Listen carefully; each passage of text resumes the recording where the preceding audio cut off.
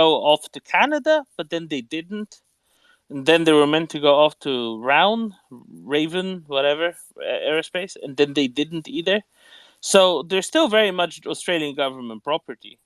Um, I think that Guam, being as the Air Force base that it is, but being rather surrounded by water, I think they were very used to servicing F-18s, and possibly still were, right, for maybe some other American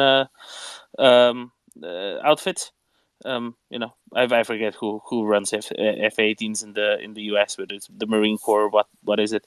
But it's very possible that they might just have a good maintenance capacity there that Australia got rid of because they no longer needed it because they no longer had any.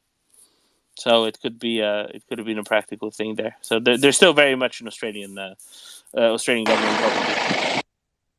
Oh, perfect. So we're still in play then. That's great. So it's akin to those Leopard tanks parked in Italy that belongs to Switzerland. Yeah, Doman? A little bit, but at least it's not Switzerland that owns them. Thank God. Since we're talking about these things, right? Hopefully, we will know a lot more. Hopefully, in a couple of weeks at the NATO Vilnius summit. There's a little bit of good news there from, I think, the foreign minister of Lithuania, who said that they're kind of prodding at Hungary a bit. He wrote that Hungary has not presented any motives for delaying Sweden's NATO accession. Lithuania, on the other hand, stresses Sweden's importance to Europe's defense. So we, the hosts of the summit, will be adding an extra chair, and let's not leave that chair empty. So he basically said, of course, for a NATO summit, all the NATO members have to agree that another country that is not yet a NATO member state is allowed to be present, right? And there have previously been protestations by Hungary at other NATO events of, what are Ukrainians doing here, for example. So it's very much a pointed message saying, so are you going to tell them they can't come to our summit either? When they're invited by the host, are you going to tell them that as well? You silly Hungarian government. So Doman, so I'm sure, what's his name? Viktor Orban will go out of his way to try to convince Stoltenberg to remove that chair, yeah? Yeah, quite possibly. Who knows what they're going to do? But it's some of that is the host's prerogative. And seeing that 29 of the 31 NATO member states are very happy with Sweden being there, undoubtedly, right? It's a tough order. It's a tall order for the Hungarians to, however much they might try to prevent that. Yeah. Thank you, Doman. If you allow me to maybe enter the toy department for a bit, the Newsweek article that Marcus was referring to. What do you call Lukashenko? You know Lukashenko, Viktor Lukashenko. He played a huge role, right, in this negotiation. Alexander, Viktor's his son. Sorry. Viktor is the son. That's right. Alexander Lukashenko. Yeah, he played a huge role in this negotiations between Wagner and Putin, right? And what do you call Lukashenko's best friend in the West is Steven Seagal. As you remember, Steven Seagal was given a massive carrot. Exactly, Lukashenko gave him his massive carrot. And then Steven Seagal just kind of, grabbed onto it and didn't know what to do, so he just nibbled on it a little bit. Yes. Yeah. He wasn't supposed to eat it there and then, but he still did. But that was I think it's all right. Yeah, it's okay. Oh yeah, I've done that. You don't want to insult your host. You don't know what the customs are, right? They're handed the carrot. Exactly might as well eat the carrot. That's exactly right. You don't want to refuse some. If I give you a food, you better not refuse it. Okay, at least try some. But what do you call? Okay, so Steven Seagal, okay, as defense minister of Russia. The current guy has no military experience, right? Shoigu, if I'm right. There's no background. He was just there, put there just as a loyalist, right? Steven Seagal at least has some experience. I was looking up. Apparently, he was some kind of a deputy sheriff or in a parish in Louisiana. If I'm saying it correct, Yeah, Louisiana. I don't in know how to in in pronounce it. most U.S. states they're called counties, but in Louisiana they're called parishes. Yeah, that's right. Thank you, Domin. Yeah. So, you know what? Why not? It's Russia. It's Putin. So why should we discount that story? Okay. So that's my toy department for today. Thank you, Domin. No, I think it makes sense. I think he would make just as awful and ridiculous a Minister of Defense as Shoigu. Actually, of all the people in Russia, I would possibly want Segal most. If Shoigu had to get replaced, I would possibly prefer Segal most of anyone else because he wouldn't even be able to communicate with anyone very well. I don't think his Russian's very good, but at the same time, he'd probably get into lots of fights. Now Shoigu gets in fights, at sort of a high level, and he'd just go and get into fights in the office all the time. It'd be great. I don't know. War Doggo, what do you think? Keep Shoigu or have Steven Seagal take over?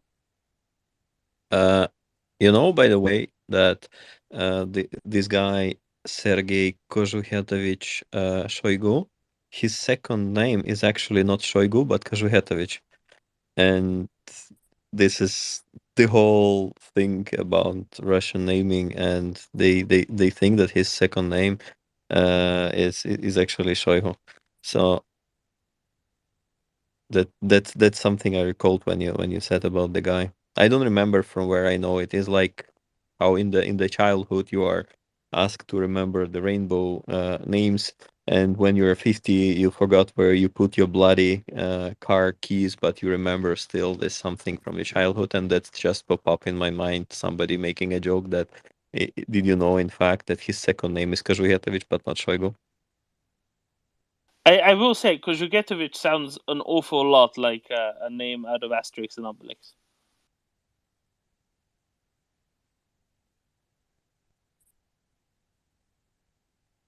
Yeah, that's a very difficult name. No, I prefer Shoigu. Yeah. So Domin, the last guy we want to see here is a competent guy, right? Like sort of Viken or some of these deputy. Those guys are really serious military guys. So we don't want them to be in charge of the Russian Defense Ministry. So we have to cheer for Shoigu or Steven Seagal. No one else. Yeah. Yeah, I'm quite happy with Steven Seagal, but Shoigu's doing an awful job as it is, so that's pretty good. And you have to be a Russian citizen, right? Has he gotten his Russian citizenship yet? I think he has. See, that I don't know. So if anybody knows if Steven Seagal, Raver, do you know if Steven Seagal has a Russian citizenship yet? I don't know. I don't think so, but it wouldn't surprise me if he does because of the size of Russian carrots. I will have you know that was a Belarusian carrot. So you might think that it's a Union State carrot, but it wasn't a Russian carrot. Wikipedia lists his citizenship as American, Serbian, and Russian. So he's really trying there. Quite a collection. Yeah. Once you get the Russian citizenship, you get the Serbian citizenship. They come in. They're a combo package. Yeah, not always, right? So this is pretty significant. Yeah. Where do I go? If you put me in the position of choice, Steven Seagal or Gerard Depardieu, uh, I think that the one with the extraordinary military experience, who is fantastically photogenetic in the army uniform, is Louis de Funès, I think. But I'm afraid that we have a little bit of a trouble. We're late for something like how much? 40 years, right? The guy's gone. Apologize. Yeah, The Depardieu left Russia. He's not there anymore. He gave up the Russian passport as well. He says, "Take me back, France. I am sorry." You see, it start matching. Louis de Funès, the one who could perfectly match the position. Unfortunately, when he knew his gun, Depardieu in fact just simply packed his luggage and said, "Screw it, I go." And you see, this is the how to call it. There is no other choice. No other choice. River? I'm just going to remark on the fact that with the ongoing and/or impending purge of the Russian officer corps, where everyone that's got a link to Wagner or has an enemy willing to accuse them of a link to Wagner, or Shoigu wants to remove them because they're not one of his disciples and he can't trust them. I don't know who Russia's going to have left with enough talent to lead a troop of Boy Scouts, let alone be a defense minister. Yeah, but they won't have more than a troop of Boy Scouts, so the standards will have dropped so much, right, Marcus? Well, indeed. I was just going to add to the Depardieu situation that he also sold his property in Moscow, and according to him, donated 50% of the money to the Ukrainian government. I don't know if that's absolutely true, but it was reported. Yeah, Marcus, I don't believe that guy. He needs to show us the proof. He's such a Putin lover. He still hasn't denounced him yet. Putin himself, yeah. I don't believe Depardieu. He's a liar.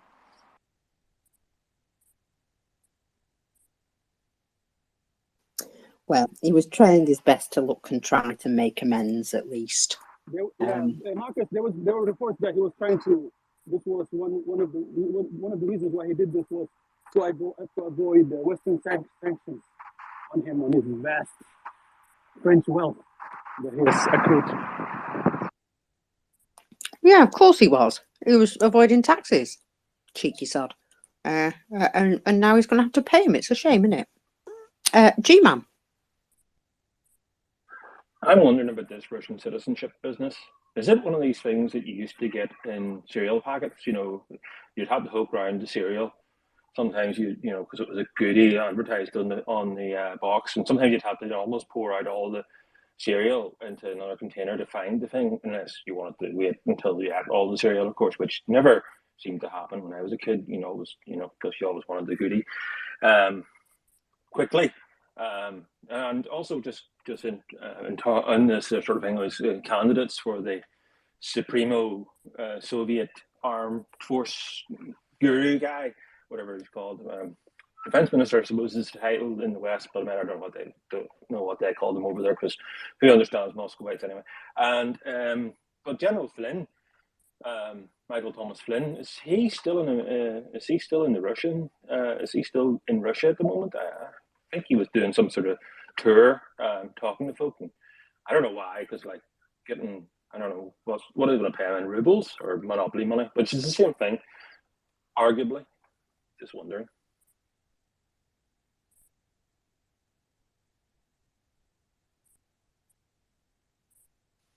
Do you know what? Honestly, no idea. Where doggo? Okay, let me bring more names. We still have the guy who called himself Snowden, and also there is Gerhard Schroeder. No, what do you think about those two candidates?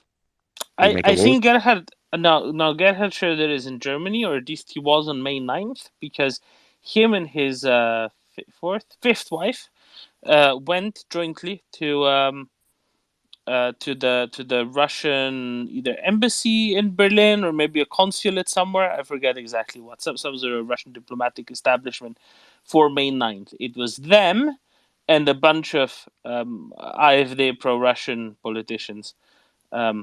So they had a lovely time, but they were definitely not in Russia. So I think he's out. Karin Kneissel, however, I believe is in Russia, the former Austrian foreign minister, and she's actually been a minister before. That's pretty good qualification as well. I'm pretty sure she's in Russia, and she's rather. You mean the lady who danced with Putin, the Austrian one, right? Yes, correct. Yes. Correct. So she's actually in Russia. She doesn't speak much Russian, but she does speak Arabic. If that's helpful. Perfect candidate. Yeah, and she's quite belligerent, and that might work as a defense minister. Who knows? So now we will produce someone who will make a meme wearing the Russian swamp dirty uniform. This I don't know, general style or Chmonia style is just up to you, but I think that's perfect match. It's like Tinder, you know. Russian army is looking for you. It's a match. Makes sense to me, Wardaga. All we need to do is they just need to give her some medals, some awards. I'm sure she's gotten one or two already, but they need to give her some more of them. Like a medal for great awareness in geopolitics. I think she can definitely nab that one quite easily, right? There's a few of those, but that kind of needs to be done, and then she's, I think, fully qualified. No, they need to tailor a uniform for her, and they need to give her some more medals. That's about it. Yeah, should make an interesting one. I think she might be a little bit too capable. Frankly, that's better stick with Shoigu. He's only capable when it comes to real estate investments. Abdallah. Yes, I wanted to respond to G-Man when it comes to Lieutenant General. I think Flynn. What a disappointment that guy has become. Yeah, apparently he's still in America, and I was reading an article. I don't know where it was, or maybe it was just on Twitter. I apologize. That he's planning to going to Florida to protest that Disney company. I don't know. There's some kind of a culture war going on there. So the poor guy he has gone off the cliff edge. So I don't think he has any plans on going to Russia anytime soon. We won't want him to be there anyway. He's way more competent than these losers in Russia.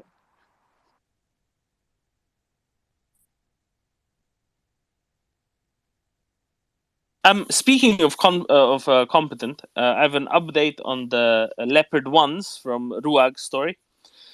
People will remember that yesterday in a government proceeding, the Federal Council proceeding in Switzerland, the export license or the return license was not granted to Ruag for the Leopard 1s, which they bought in, I think, 2016 in Italy or from Italy.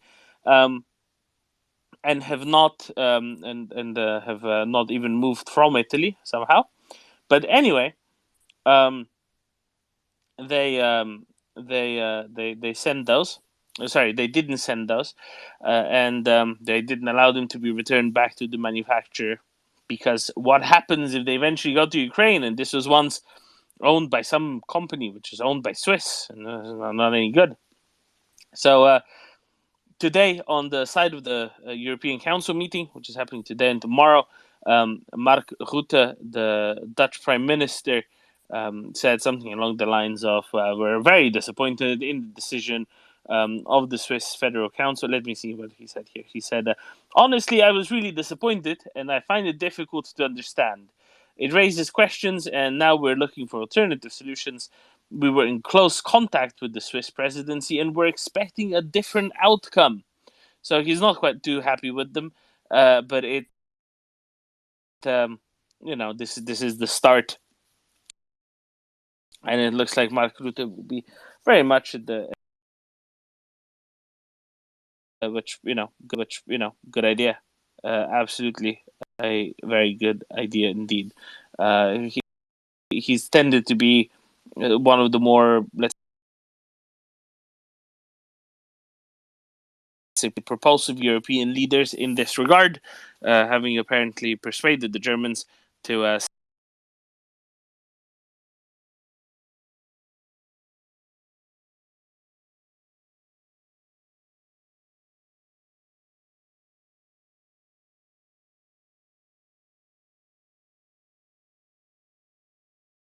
Boeing 777 over Eastern Ukraine back in August 2014. Who was already prime minister back in 2014, if I remember correctly, and it certainly is something that he remembers when he makes decisions.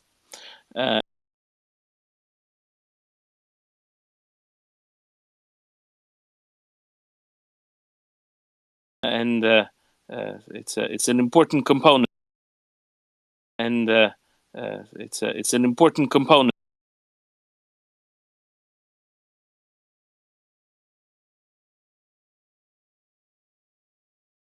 They're still in Italy. Unless the Swiss company that owns them are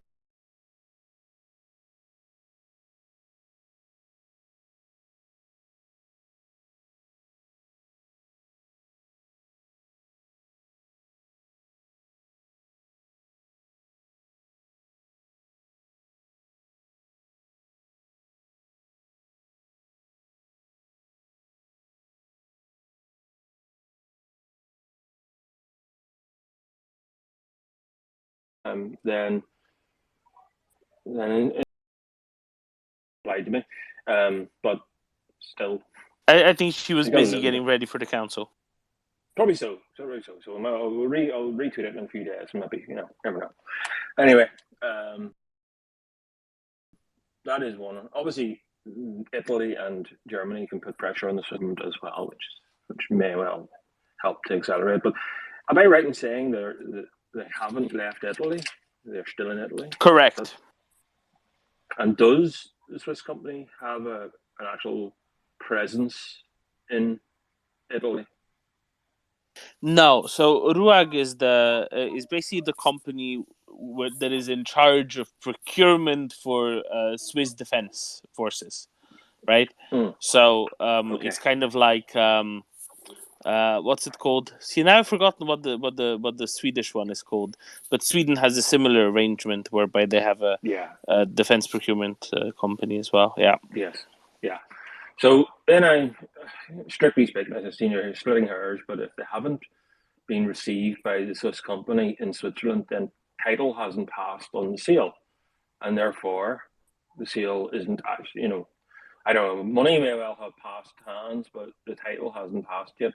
They're still Italian tanks. Yeah, they were bought in 2016 basically to turn a profit, right? Which was the purpose of that was so frankly, I don't think the RUAG would protest too much at this point because the Swiss government is preventing them from selling them 7 years on. Yeah. I think at this point the RUAG would rather just get out of it. That's right. Yeah, I agree. Okay, well, it will get settled, but it's just not soon enough for any of us our liking, but or Ukraine's for that matter. But it will get settled. Just a matter of time. Thanks.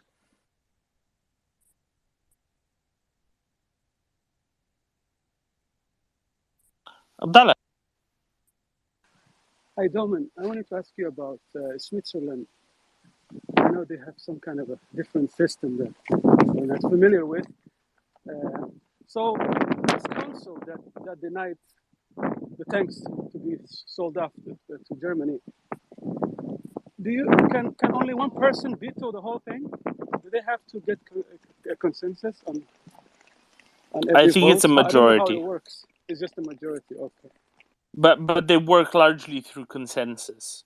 So we talk about this quite often here, right? With Freight Monkey and with Florian Pendolina. Basically, the Swiss decision making process is very conservative in the sense that changes aren't readily forthcoming, and maintaining the status quo is a priority a lot of the time, and that makes everything function quite slowly, because they're doing pretty well. They usually don't need things to happen quickly. They have that tolerance in them, really.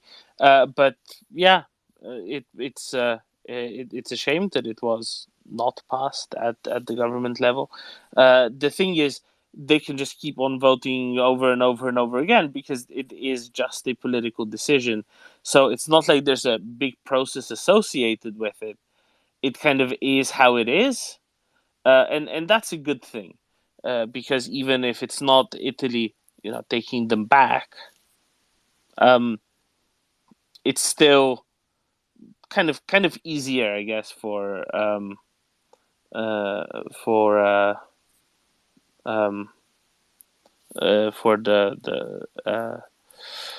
it's kind of easier for anyone to get to change the Swiss government's mind, because that's kind of all there is.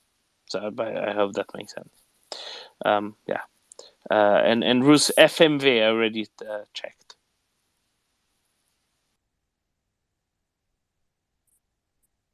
Did you just read his mind, or did he send you a DM? No, but I said earlier that I forgot the Swiss Procurement Agency acronym, and it's FMV. FMV. So I just presumed that that's what he came to tell me, right, Rus? Yes, that's correct. Försvarets materielverk.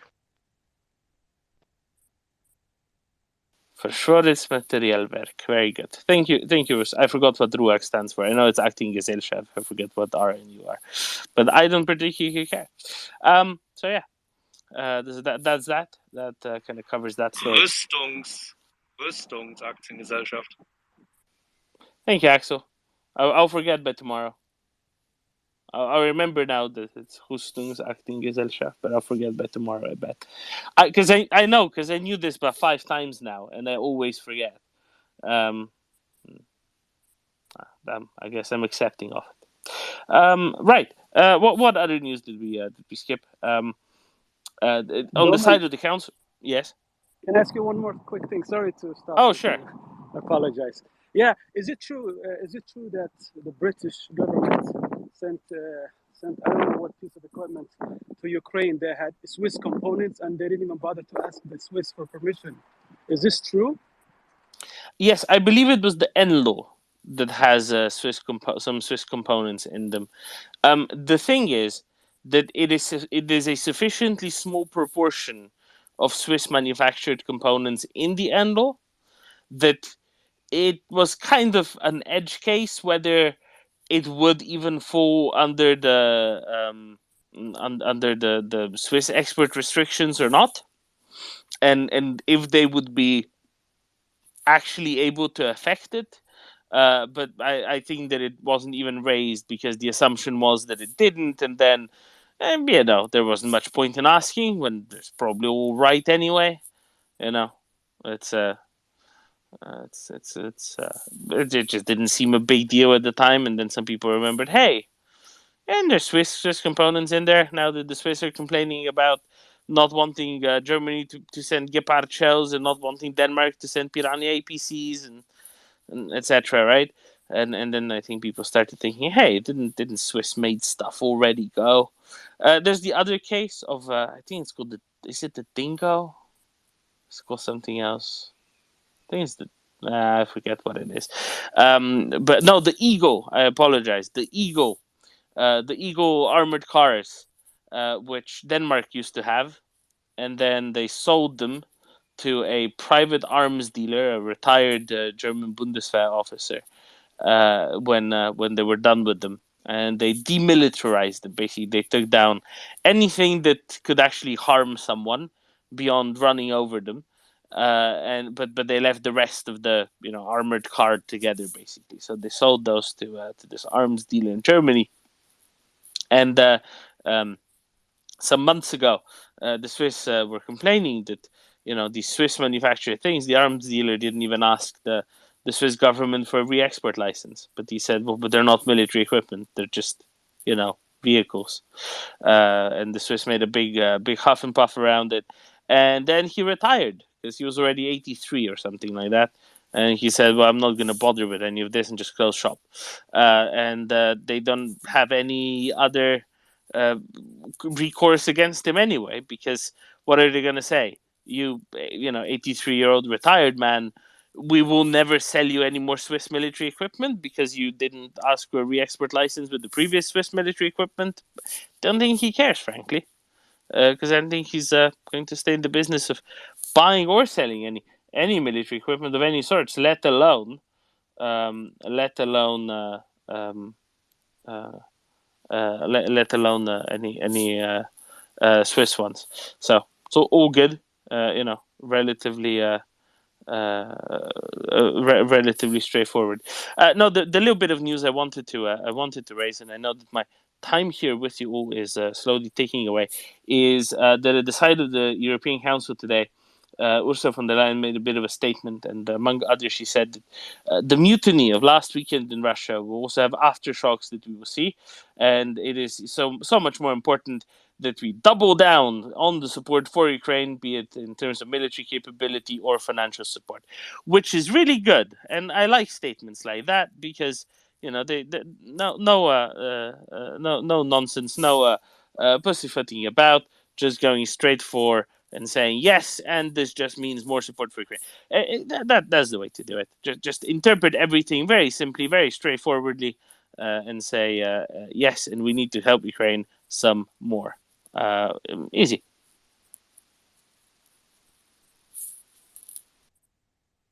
Bruce? Yes, I think it's actually the warhead that is manufactured for the Enelo in Switzerland, but it's by a fully owned company of Saab, and there is some kind of deal between the Swedish and the Swiss government about this re-export thing, because there's also a fully owned Swiss company that makes some electronics in Sweden that they use. So there is a deal there that they're not supposed to block each other's export licenses.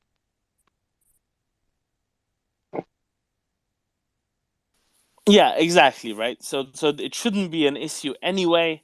And then when there was no question asked, nobody minded that particularly.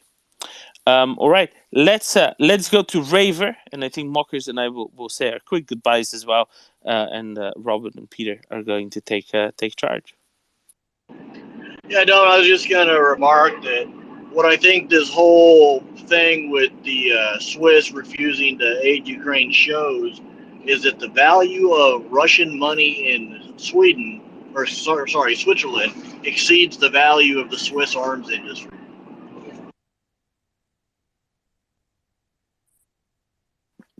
Well, Doman has done a runner on me, so I'm going to say I don't know. However, we have Peter here. Maybe if you repeat your question, we might be able to help, because I'm so sorry. I was messaging in the background and didn't listen to a word because I'm that awful person. Apologies. Welcome up, Peter. Good afternoon. How you doing? Well, I'm going to say hello and goodbye. I'm doing quite well. I've actually managed to get in a full day's work while poor Doman has been holding the fort. So, yeah, bless his soul. He's held the fort so I could get a day of work in. And, well, there is something I will leave you with, right? I will just send you a little message in the background here so that you can see just what the Russians have currently received to put through their artillery tubes. And maybe you can have a little chat about that in a bit. Doman might be back to answer your question, Raver. So I'm going to sign off. Thank you all. And thank you very much, Robin, for jumping in my spot. Okay, well, thank you very much, Mockers and Doman, for holding the fort pretty much all day. I think I've been listening in for some of it and preoccupied with other things for some of it as well. I've got Robin from New York joining me shortly, so this will be a transatlantic collaboration. I'm here in the UK, and Robin is in Eastern Standard Time Zone in New York. So yeah, we got a lot of things going on, and the dust seems to be falling from the what appears to be being called the Wagner coup, and certainly there's probably a lot more to play out, but we'll just have to wait and see how things develop. But certainly some things are becoming clearer, and some things are still shrouded in fog, as it were. Anyway, I think I've now got Robin here, so I will say welcome aboard, Robin. And anything else, anything you would like to talk about? Hello, good morning and good afternoon, as they always say around here.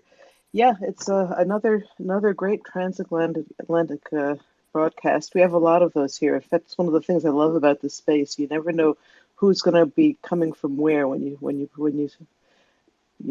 open the space up.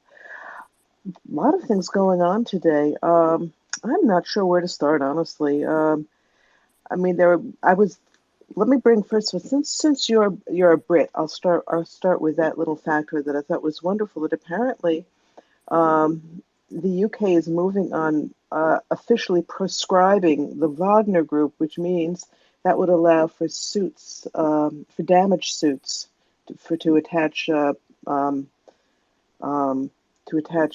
holdings that Prigozhin has in Britain. So I think that's a wonderful thing. Anyway, I've got a few other things, but do you have anything specific? That the UK is moving. It's something that should have been done years ago, in my view, and the same with the Russian state in general, which, as far as I'm concerned, is basically just an outright criminal enterprise. I think the best place to start is probably to go back to Domen, because I think he had something to follow up on what was just being discussed. I did indeed, Peter, and I didn't hear any of what Raver asked because I was cycling out and then back in. So, Raver, if you can please be so kind as to repeat whatever it was you said about 3 minutes ago, that'd be grand. Oh, Dominic, I was just making a comment. You know, based on where they have put their value on based on action, the amount of Russian money in Swiss bank accounts exceeds the value of the Swiss arms industry. I think that's very true. But whenever something like that happens, I'm minded to remind people. Well, not you, Raver. I'm sure that you're well aware of this.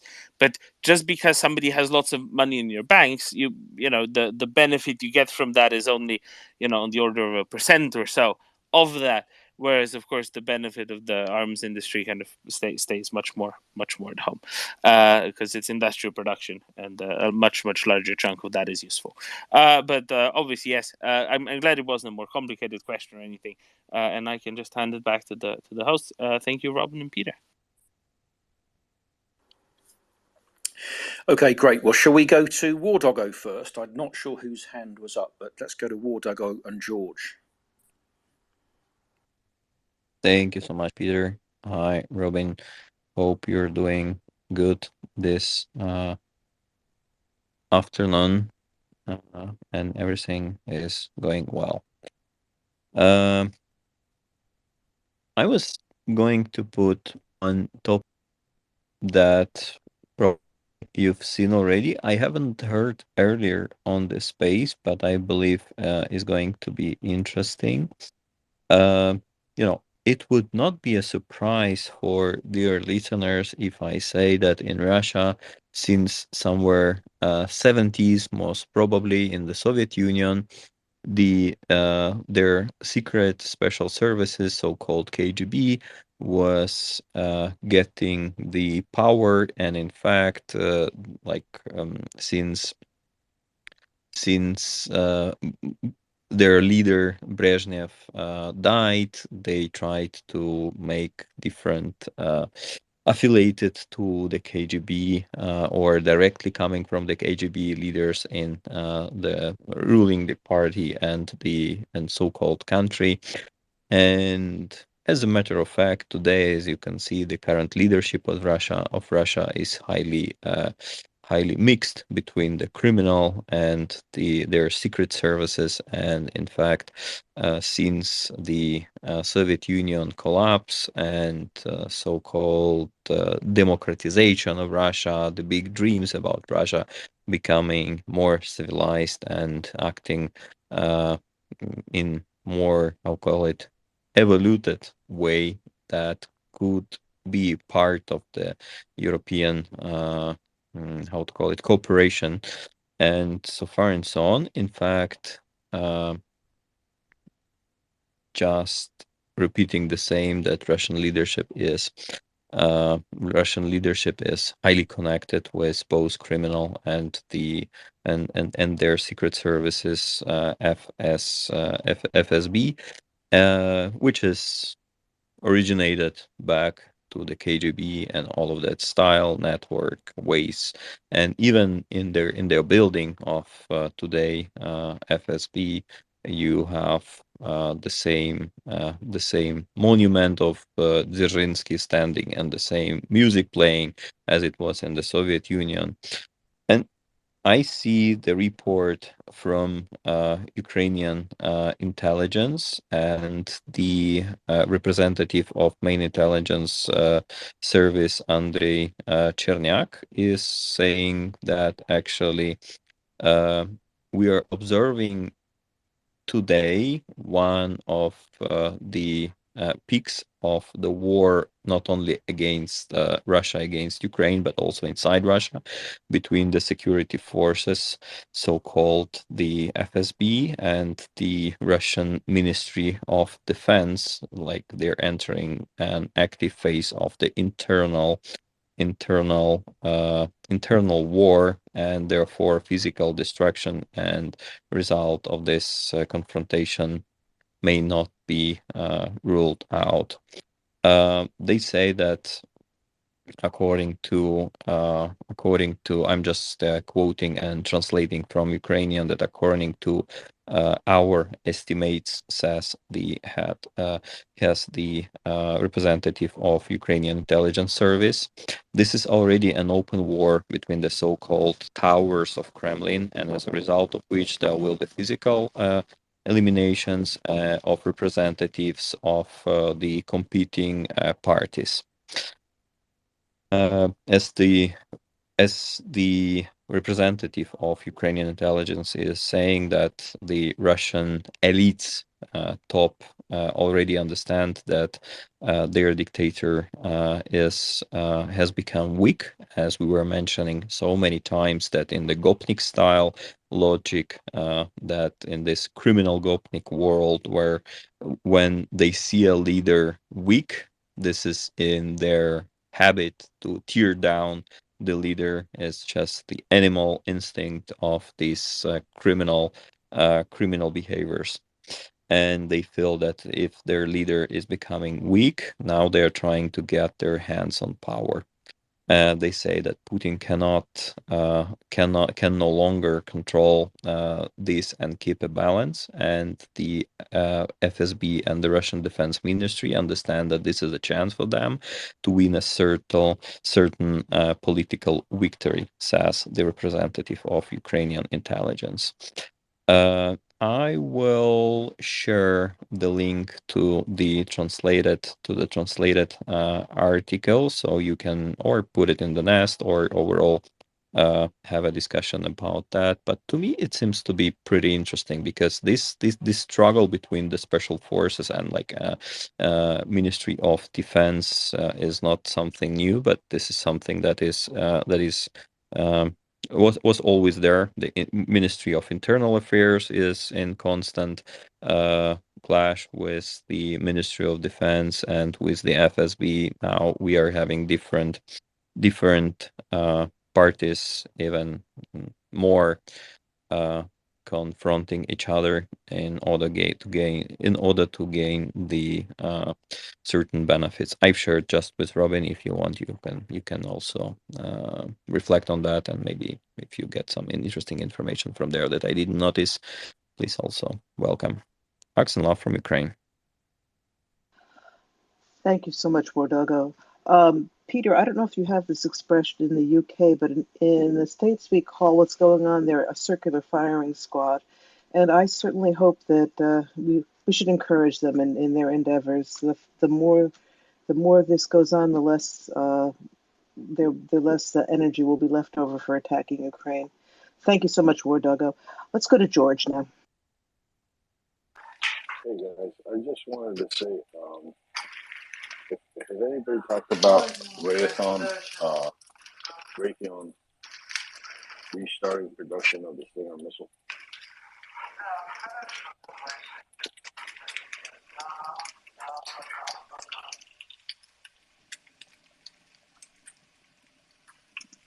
Anybody?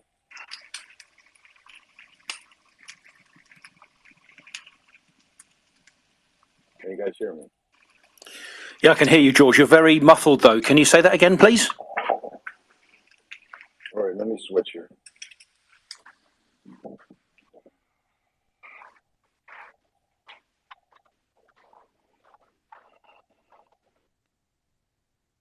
All right, can you guys hear me now? Yeah, that's much better, loud and clear. Okay. So, anyway, has anybody heard that Raytheon is attempting to restart Stinger missile production? Have you guys discussed that today? Not that I've heard. I don't know, Peter, were you listening on the space before?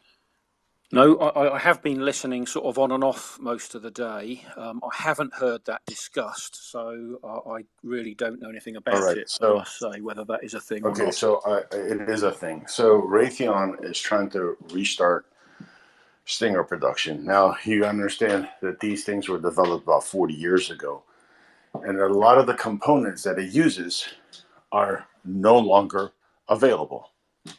So that's a big problem. But what they've done is they've gotten some funding from the U.S. government, because that's what the U.S. government wants to do, restart these production lines.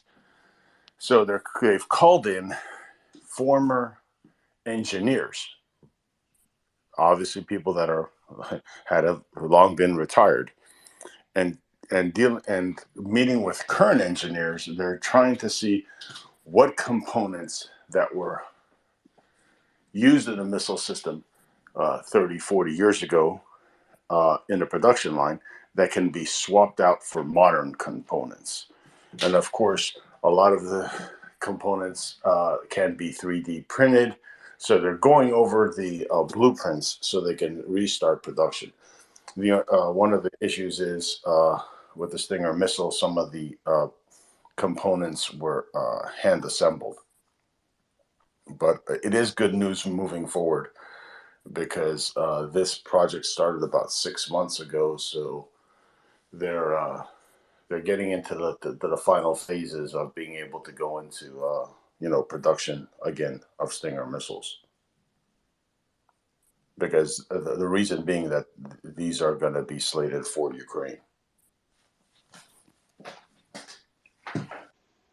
That is good news. You know, it's interesting the rethinking we're doing about what weaponry is important and what we should be producing.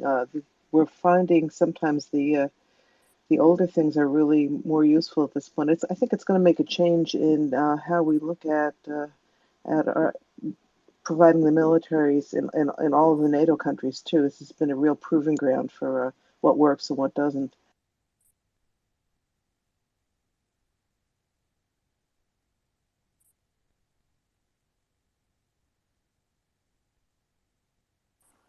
I can't get the button. Okay, go ahead, Peter. Yeah, I think it was the Stingers and the NLAWs that really were successful in preventing the initial attack getting to Kiev. I'm not at all military, but I think that seems to be universally accepted. In particular, the NLAWs that were provided by the UK were absolutely fundamental in stopping that 40-mile column by knocking out the one at the front, knocking out the one at the back, and then having a turkey shoot at the ones in the middle. And had they not had those, it would have been much more difficult. And then, obviously, since then, the real kit has come in.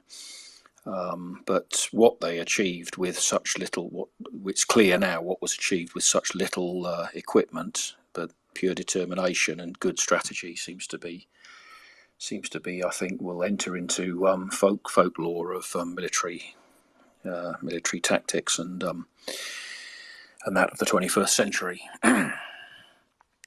That's certainly true. I saw a funny a meme on Twitter a while ago. It showed Zelensky getting off the plane with, might have been Sullivan, I don't remember, an American defense person anyway, and the person is saying to Zelensky, "You've managed to kill how many with all the old shit we sent you?" So it's the idea. You know, Ukrainians have done an incredible job with a lot of stuff that was getting ready to be decommissioned altogether.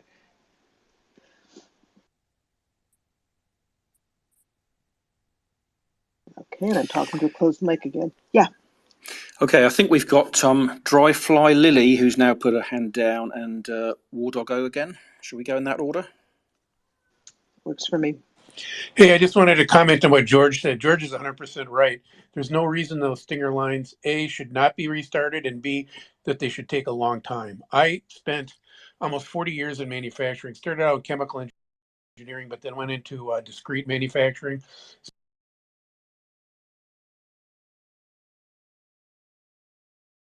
Assembly lines for all kinds of stuff. And we used to hear those arguments all the time. Oh,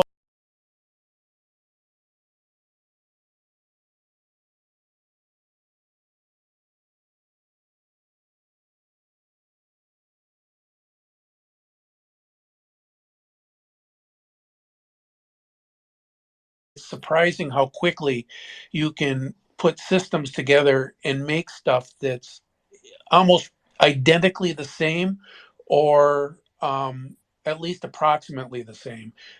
We did that in the aftermarket business for all kinds of stuff, and some of it very sophisticated: aerospace, heavy machinery, all kinds of stuff.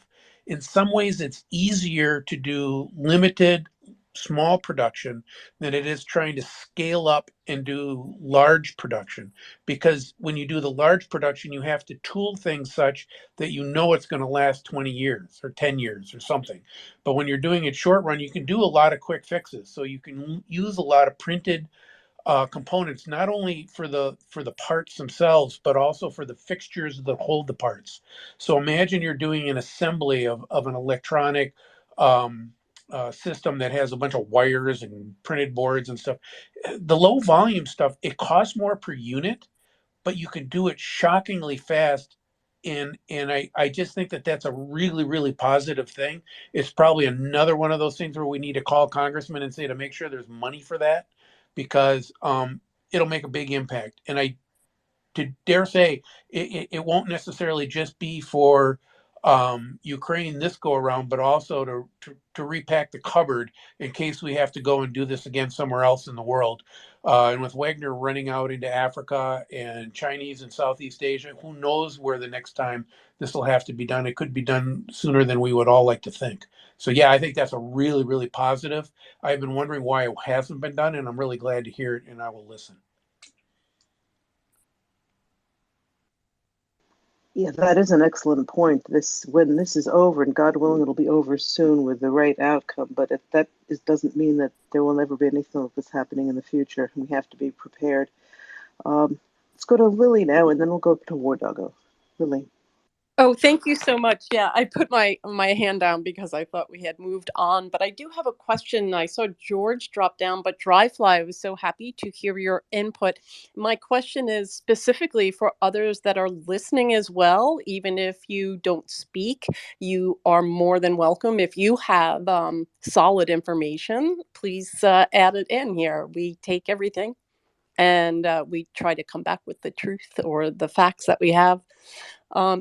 Why specifically restarting the missile? What is this? The Stinger missile. Why specifically restart the Stinger missile? Is there something that it is so efficient at, or compared to other missiles that have been used? Thanks so much, and retweet the space MriyaReport.org. Thank you so much. Okay, let's just go to Dryfly to answer that, and then we'll go to War Doggo. Yeah, I remember the Stinger from when I was young. I mean, we were supplying parts to the military, and the Stinger was handheld. It could shoot down helicopters. It could shoot down drones. It's not terribly expensive. It doesn't require a huge amount of technology. It's the kind of thing you can give assault groups, and they go forward with them. Now, is it going to take care of the fighter jets that are standoff from, that are shooting from, 20, 30, 50 miles away? No. But for the guys that are right overhead, that are nearby, so as Yehuda used to say, the alligator closest to the boat, you bet. They're fantastic. And if there was one weapon system that raised more hell with the Russian helicopters back in the Afghan war, their Afghan war, it was the Stinger. So yeah, there's no reason we should run out of those, at least until there's something as effective, as cost effective, and readily available. And I doubt they got anything that will work as well as that for as immediate a need. So yeah, they should be making tons of those. It's kind of like artillery shells. Sure, it's great to have all these precision weapons, but sometimes you just plain need artillery shells. Make lots of them, and that's what the Ukrainians are doing. They're really upping their production. Well, we should be doing things like stingers. English should be doing in-laws. There should be a lot of that done across um, the Western world, because those are just basic necessities uh, for the troops going forward. And I will listen. Thank you so much. That brought a lot of character to the stinger for me, and now I understand. So I will listen as well. I really appreciate it. And everyone, please tell people about this site or this space, friends, relatives, anyone. And if they don't have a smartphone or don't use the phone the way a lot of us do, you can show them on a computer how to put it on. Or if you have a smart TV, you can put it on YouTube and listen to Maria Report. Thank you. Yeah, thank you for that reminder, Lily. I'd also mention I'm not 100% good at it, but for people who are listening on YouTube or on a laptop, you can't interact with us speaking, unfortunately. But I do try to keep an eye on my DMs. So if you have a question or something, you can always try to send me a DM. I try to keep up with them. I'm not 100% good at it, but I will try. Okay, let's go to War Doggo and then G-Man. Thank you. I recall earlier this day I was looking the video from the policeman body camera in Kramatorsk, which was filming the moments of Russian attack and explosion. Unfortunately, this is not the first terrorist attack of the Russians on military or civil infrastructure, and what is worse, this is not the last attack on civil infrastructure and civilians in the unprovoked war that they have started, the horrible ecocide, genocide, and whatever worse they can do. One thing that I want to remind, because there are so many people working, helping Ukrainians on the ground, local people and people from abroad, and so many people horizontally connected to many people in Ukraine, uh, bringing help, offering help, which is part of our mindset, of our values, and of our how we stand for freedom and democracy. One important element, and it has just several letters to remember, is the OPSEC in the social medias. Just to be sure that I don't have to remind to everybody, and many people are following that the informational security that we are discussing so many times with new people, with even politics, with the families of military people, and just simple regular citizens, that when some kind of hype and popularity usually is put on the last place, and on the first place there's always safety, and even not our own safety, but of those people who are close to us.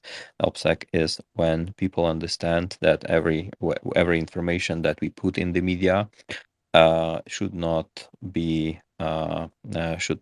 put anyone into the danger. I would say that if especially many people they're working with military, they're doing training for middle military or bringing something to military, don't forget about safety, posting anything in the internet or disclosing the locations or showing different peculiarities that are on the pictures may disclose, or location or direction, or even type of the help that you are bringing. Always remember that if you are helping, if you're close to those who keep Ukrainian peaceful skies and bringing Ukrainian victory closer, always there is someone watching you who is representing an enemy, and always keep in mind that whatever you're posting in the media, it always has to be it always have to go through your own internal censorship, always remembering that you don't put anyone in danger, first of all yourself, but also those whom you're helping. And this is also one of the examples. And unfortunately, sometimes happens the troubles that causing certain certain tragedies, horrible things, but just, I would say, from people forgetting simple several letters, which is called OPSEC.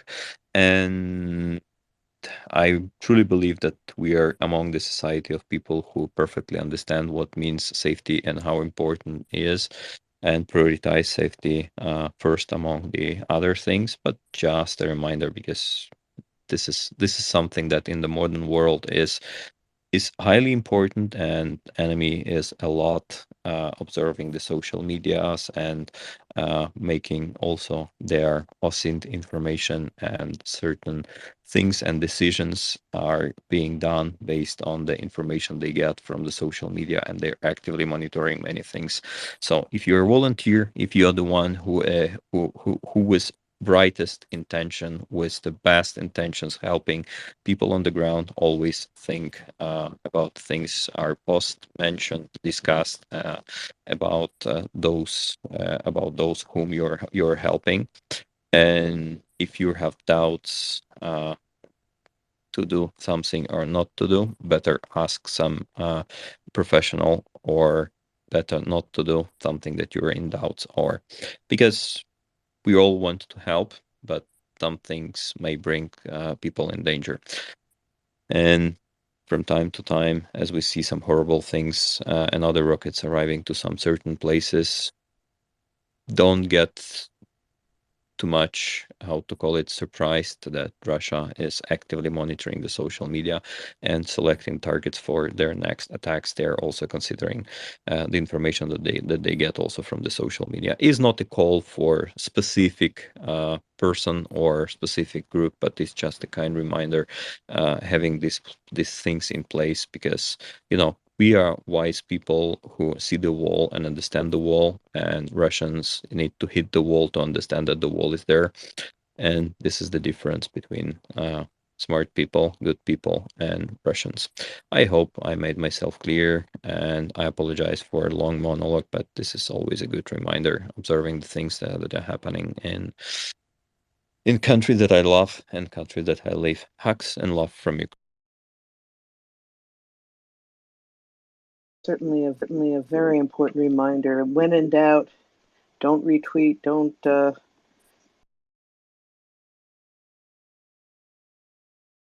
They have seen the number of times that Ukraine has met.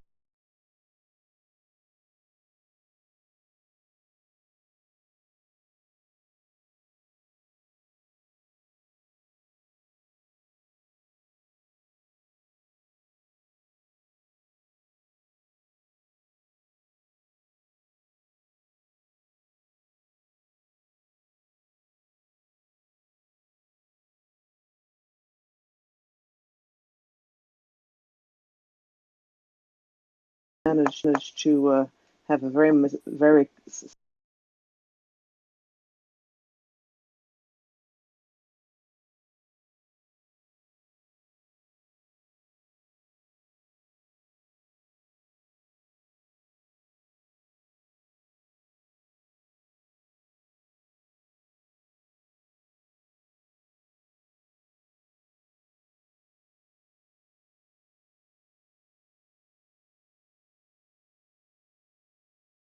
Plenty more of them, but I'm not 100% sure exactly how many we sent, obviously. Nor should I know. Yes, good point. It's us not knowing means that a lot of other people don't know either, and that's a good thing.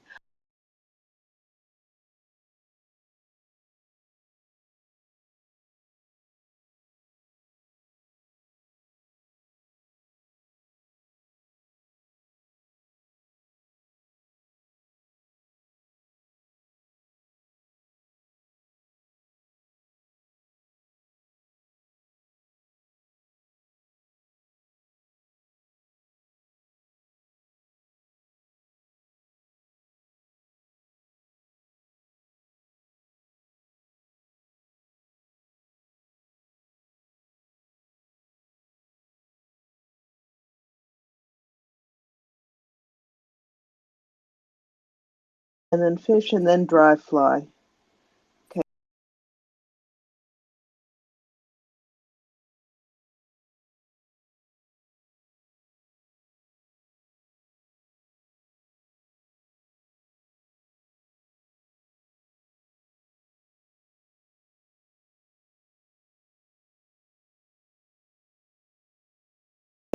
Over to you, Abdullah. Hey, thank you. What he said when it comes to this Twitter post and being careful and all that. But I want to know what's the punishment for these collaborators in Ukraine who are giving the Russians, coordinates.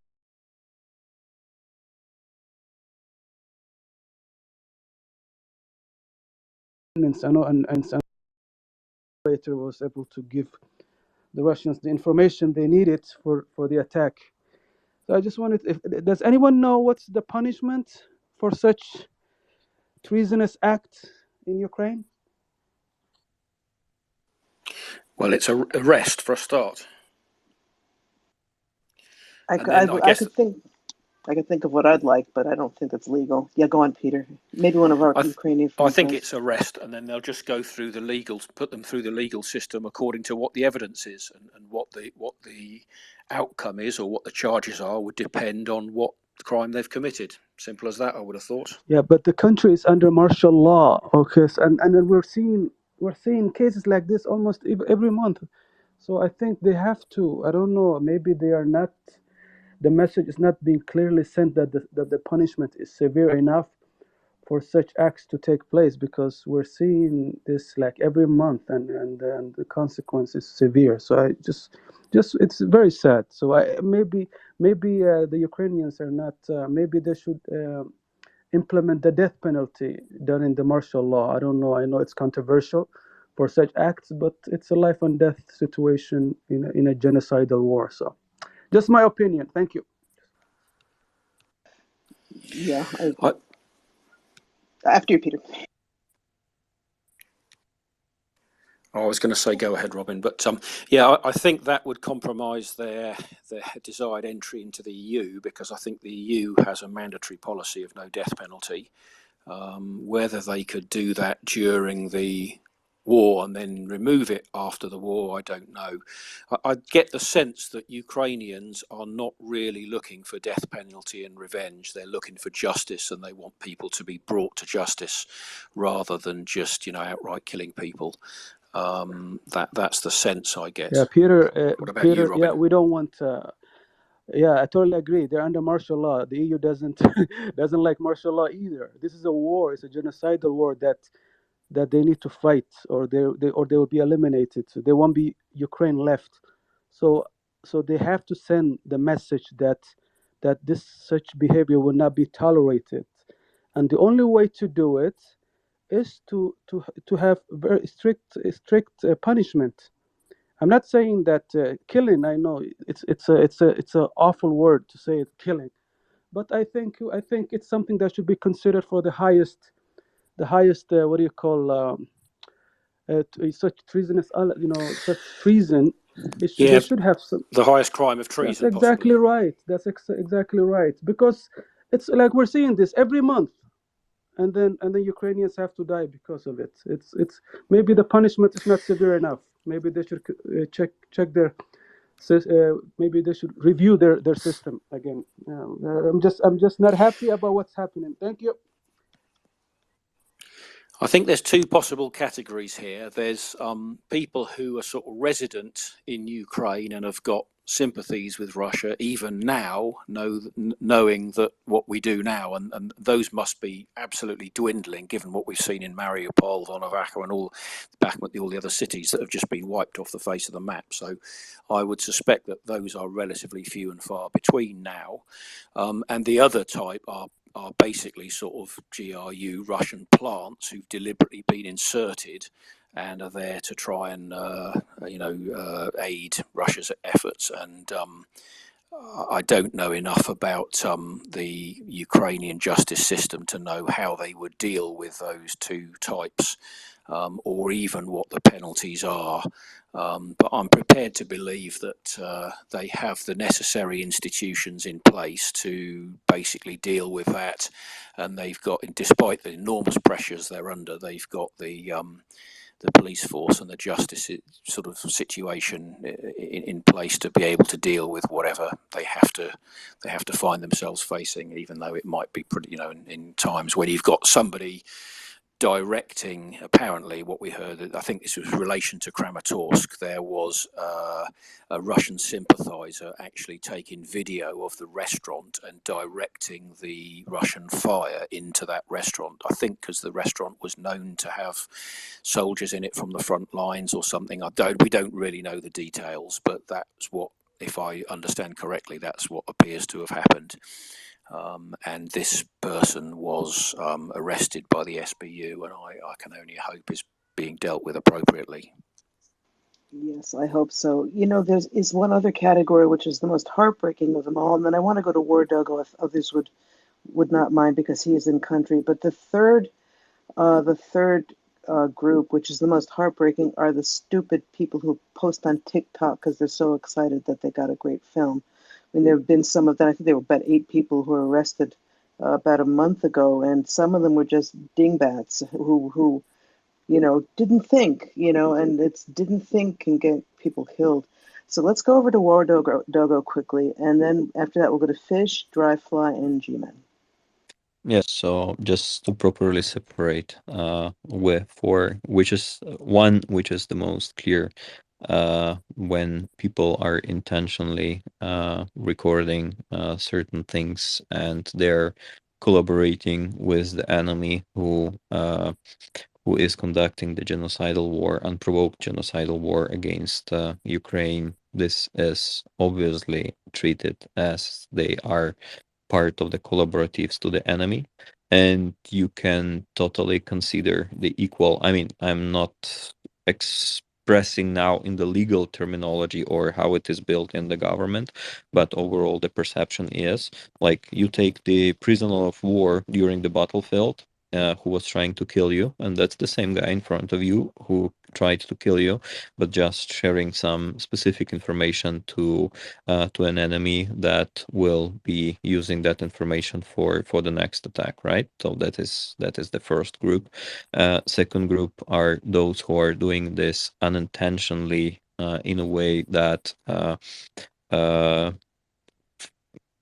having lack of information or having lack of the understanding or having lack of the brains on 10th year of the war happening, that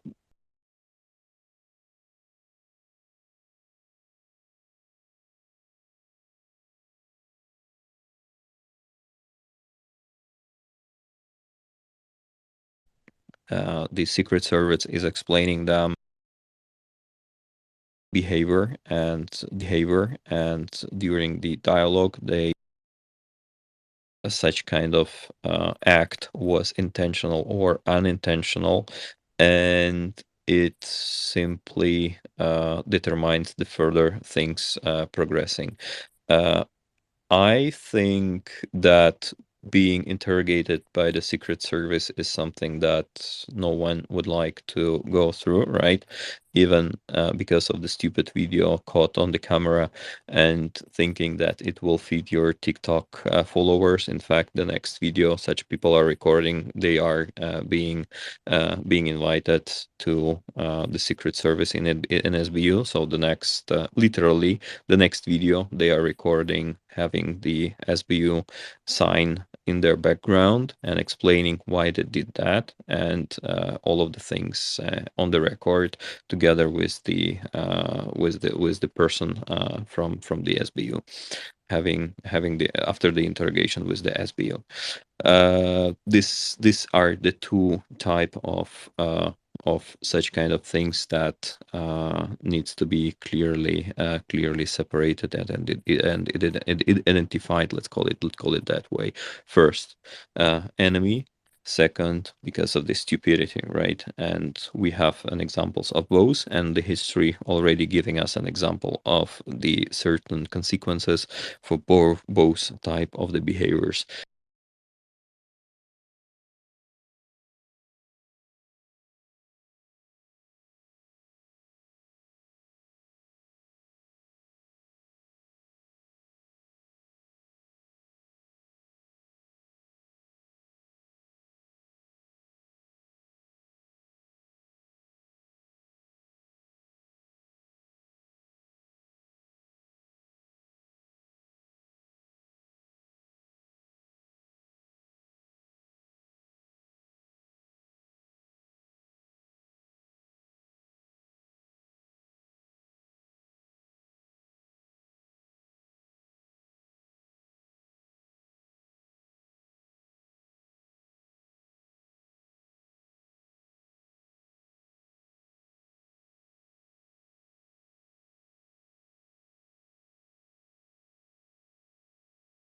Open source, but just to repeat, in the best scenario for the enemy is end up as the exchange fund.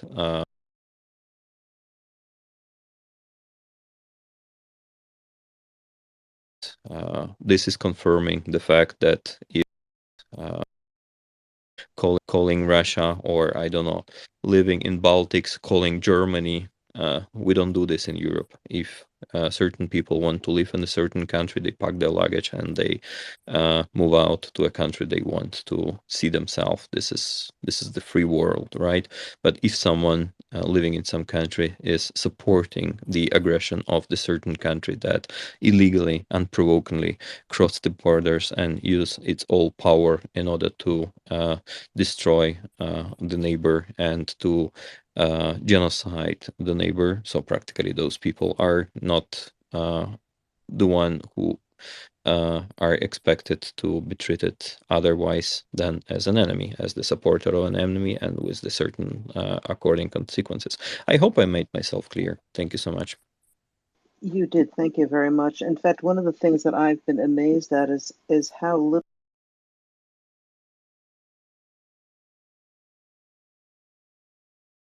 brutality,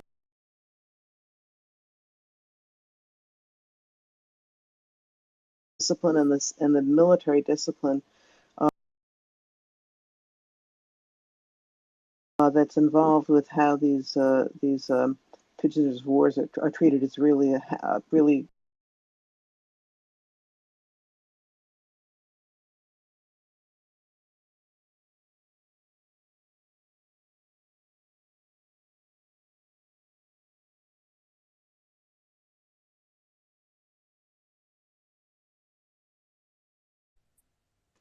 Yeah, thank you so much, Robin.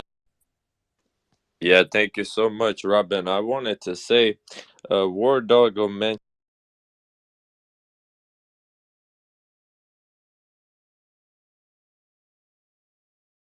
already heard rumors that already confirms that, because I've heard rumors months ago that Iran is developing an extended range stinger based off the ones Moscow sent him. I thought it's a joke. You know.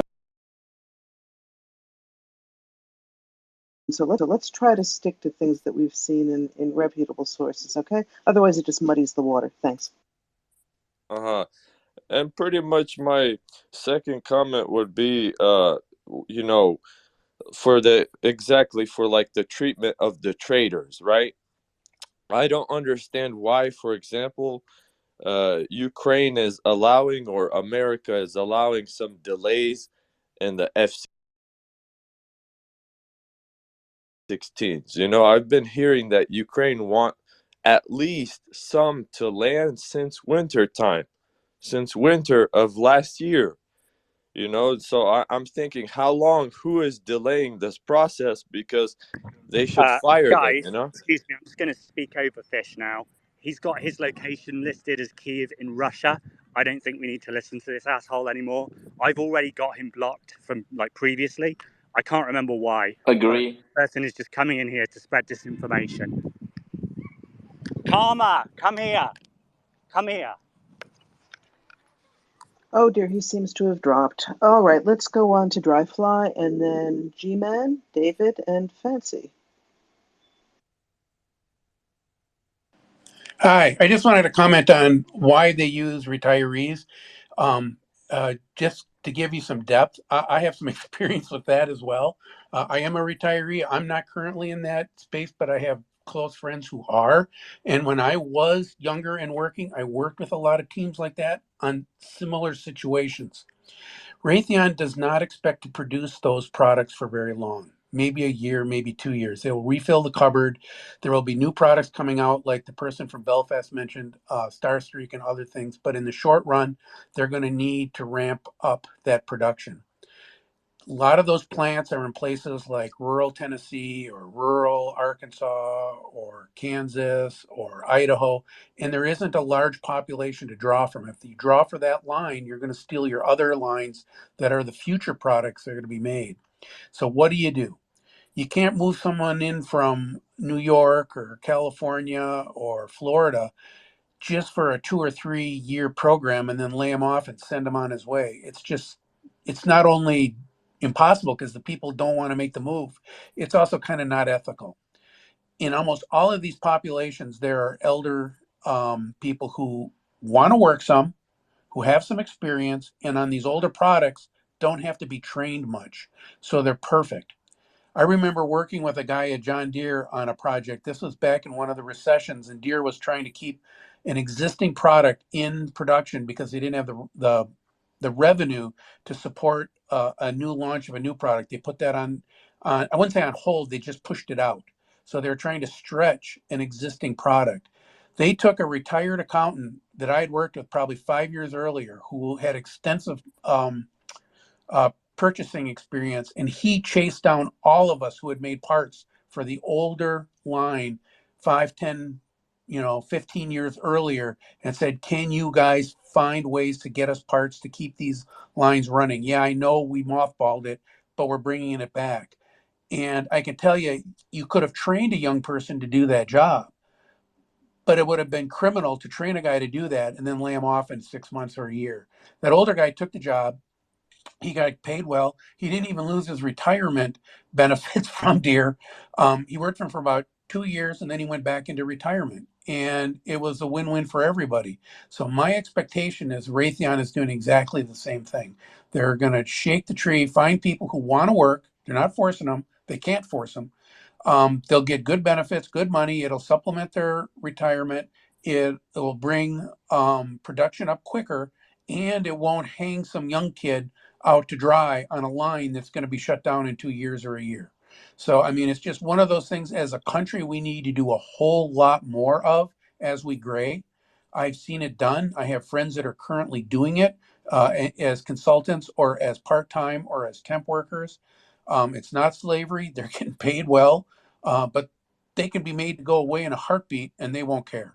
So I just want to give people an idea of why Raytheon's doing this, why it's such a good idea. And when you hear complaints from the intelligentsia, why some of this stuff can't be done, why older machines can't be prepped and gotten ready for Ukraine to transfer over, keep this in the back of your mind. It very much is a possibility. It isn't free. I'm not going to pretend it is, but it certainly is quicker and it can be done affordably. And I'll listen. Well, as an about to be retired person myself, I thank you for that. But I work at a law school, and one of our best professors, who everybody loves, teaches a full schedule. He used to be the dean and then the president of the university, and now he's 80 degrees and still going strong. I wish when I was 40 I had his energy. So yeah, it's a great, as you say, it's a win-win for everyone. Okay, over to G-Man and then David. And then Fancy, you had your hand up. I'm not sure if you still wanted to speak, but you could put your hand up again if you do. G-Man. Thank you. Two things. So just on the Kramatorsk thing, there's a number of tweets out there from Ukraine. They have arrested this guy. In one tweet which I'm looking at, they have named him as some. I'm not going to say the name, except his first name is Vladimir, but that's not giving much away. born in 1965. He's worked at a natural gas supply company, and they believe he was an activated sleeping cell of the GRU. He seems to have served, this individual, according to what I'm reading, he served as a conscript in the Soviet army. He was deployed to Afghanistan in their war there 40 years ago. And as a rule in the USSR, everybody deployed to Afghanistan was automatically included in the KGB register of agents. Anyway, I don't know whether that's true or whatever, but Ukrainian citizen, perhaps, but he's also a foreign agent. So, anyway,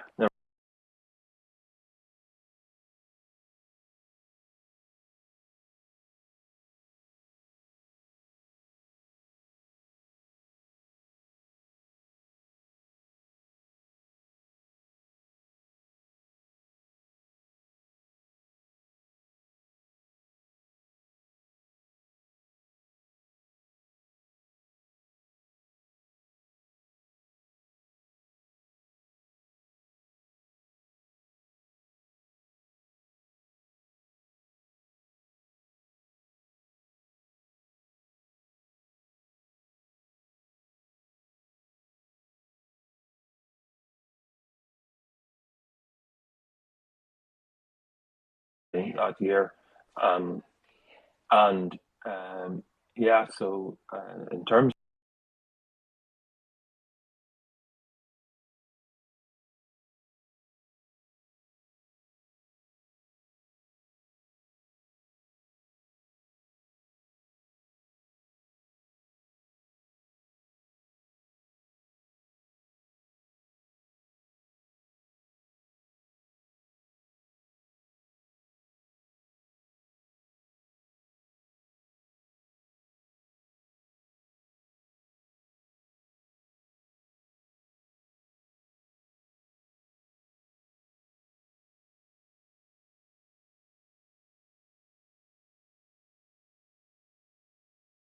until the next generation weapon is fielded, but there's obviously plans to do that, because not only do Ukraine need missiles, but also the US government need to refill their stocks as well, until they can bring in this new weapon, which I think is being called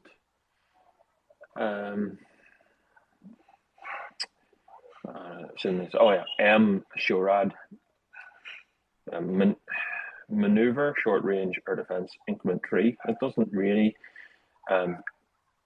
trip off the tongue just like Stinger did, but no doubt it'll get a more nifty name in the future. I'm going to go back to listening now. Thank you. Thank you for that. That was useful. David, welcome.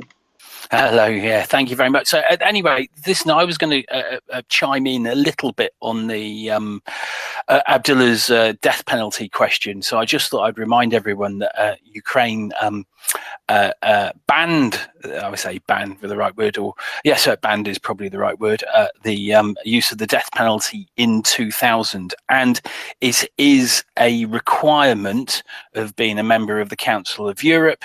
And Ukraine still is very much intent on joining the EU. So in actual fact, bringing back the death penalty would be a bad thing.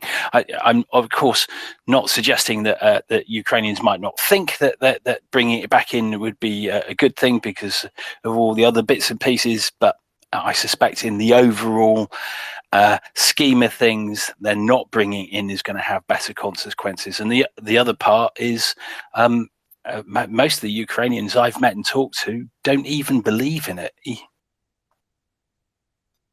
Yeah, thank you, David. I was just going to say that myself. I find the Ukrainians want justice, but I find them remarkably not bloodthirsty about this. The people I've actually talked about, and that's not very many, but the people I've talked to have been horrified by the idea of the death penalty, much as they would like these people to be locked up for a very, very, very long time.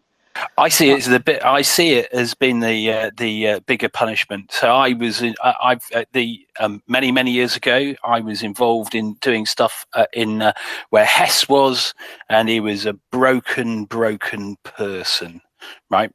I'm pretty certain the him being locked up in where he was, and it was not luxury. It was a greater punishment. I agree with you, and it also, I mean, it's a greater punishment, and also it does give the person a chance to make some changes in his or her life, mostly his life. Reflection, yeah. That's exactly right, yeah. Okay, Fancy, over to you. Thank you. If you allow, I have a different question than stingers or the death penalty. Go for it. And maybe it's come up in the space, maybe not. I've been in a discussion on a Twitter thread here about the Illusion 22M that got shut down by Wagner. And I was interested in how deep such a loss or how painful such a loss would be for the Russians. I do know that they had originally like 12 aircraft of that type. And the British intelligence, they wrote that there is gonna be some impact felt by the lack of the aircraft. I was just wondering how usually such high value assets or niche assets are being used. Because I mean, Russia has 12, so my initial guess would have been, okay, so one is down, they just pull in a different crew from another geographical area and everything's good. But yeah, I got some answers on the Twitter thread already, but since we always got some great experts up in the panel, I was curious. Yeah, thank you. That is a good question. Maybe if someone has something to add on to that, we'll get to them. Johannes is next, and then Denjan. Welcome, everyone. Johannes. Hey, I'm sorry, I don't have anything to say about that. I was just I just wanted to give my 2 cents on the death penalty question, because I mean there are many reasons why you wouldn't want the death penalty, but one of them would actually be, if we remember when Russia was kicked out of the Council of Europe, Medvedev immediately rejoiced because now they're free to reimpose the death penalty. And the same was also true for these so-called People's Republics, that they also kind of have the death penalty in their constitutions, or I guess now they've been merged into Russia. But so if only just not to do what Russia does, I mean, that should also already be a fair reason not to do it. Yeah, good point. Okay, Denjan and then Tom. Yeah, two comments on this topic actually. First, let me comment on what Johannes said. He's right, of course. Now they have legalized the death penalty, but I mean they still had it before. Just it was delivered with tea and windows and other cool stuff. So, but now they can do it officially. But and also, if you actually regarding putting them away for life or something, I mean, if you have high value targets, like imagine you got Putin behind bars, you could easily sell tickets to go watch him and use the proceeds for a good cause. You could sell rotten tomatoes and eggs outside, which is sort of not really harmful. But yeah, you could make good use of them, ridicule them. I have a feeling that there would be a human rights problem with that, but it does sound like a good idea to me. Hey, over to Tom. Nice to see you. Yeah, it was just something I remembered actually from, I want to say last April or last May, that some of the people that were giving information to Russia within Ukraine, one of the things that Russians were trying to do was to target people that were like serious drug addicts that really desperately needed money. So you think people that are, say, I don't know, addicted to heroin or something and need to steal hundreds of pounds worth of goods to sell to get their fix every day, unfortunately are desperate enough that if someone says, can you take photographs and send me coordinates, they might do it. So it doesn't excuse the behaviour, they're still betraying their country. But I think Russia will use whatever means it has, and bribery of desperate people, I think, sadly, is one of the ways that apparently they were doing it. I don't know if they're still doing that, but that was something I remember hearing in the first couple of months of the conflict. Yeah, it wouldn't surprise me. And in some ways, I mean, the damage is just as bad, but on a certain level, you can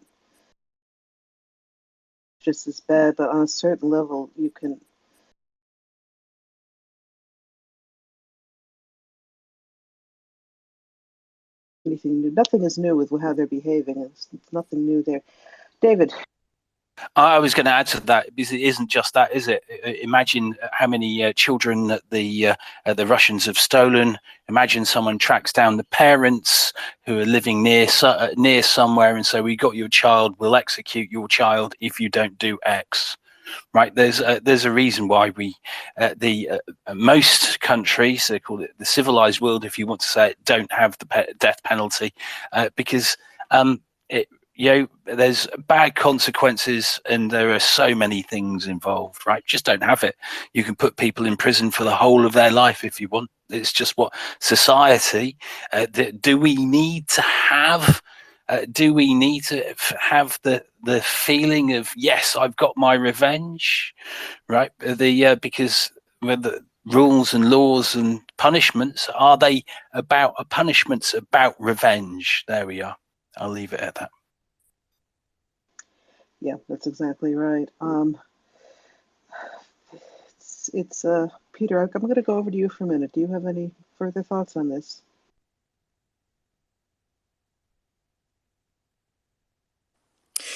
Yeah, on the death penalty issue, I just think it would really be a retrograde step, and it's not really necessary.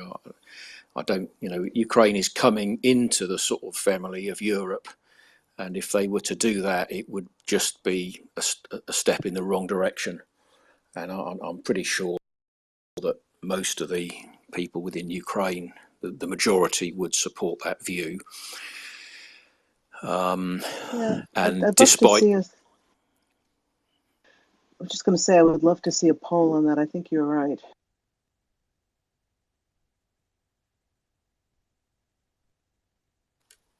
Yeah, I haven't seen any data on that. I'm not really following it, because it's only. I mean, the question just came up just now, and no doubt it possibly has been brought up previously, but it's not something I've ever really thought about. Yeah, it just sent the wrong signals, I think. Even if there were extreme examples, I think there's better ways to deal with it. Such as custodial sentences and or ejection back into Russia or whatever. So there we go. That's my view, anyway. Yeah, that makes perfect sense. And I don't remember, I've lost track of who said what at this point, but as someone said earlier, it's that retributive way of dealing with people is a Russian thing. Ukrainians are faced towards Europe, and I don't think they have any appetite for that kind of thing. Abdullah. Hey, thank you so much. Yes, the reason why I brought it up was just to entertain whether the punishment was very lenient under martial law. But for me, I will support if it's a life sentence. I was looking at it; it looks like 8 to 15 years for such treason. So I was just maybe the punishment is just too lenient. Yes, and last I remember, America, a civilized nation, they have the death penalty for treason under federal law. So I was just trying to entertain, and I respect everyone's opinion on it. Thank you so much. Yeah, thank you. That does seem like an awfully short sentence. I wouldn't really bring up the United States and the death penalty issue, especially here amongst all of our European friends, but it is true. Anyway, so Peter, if we don't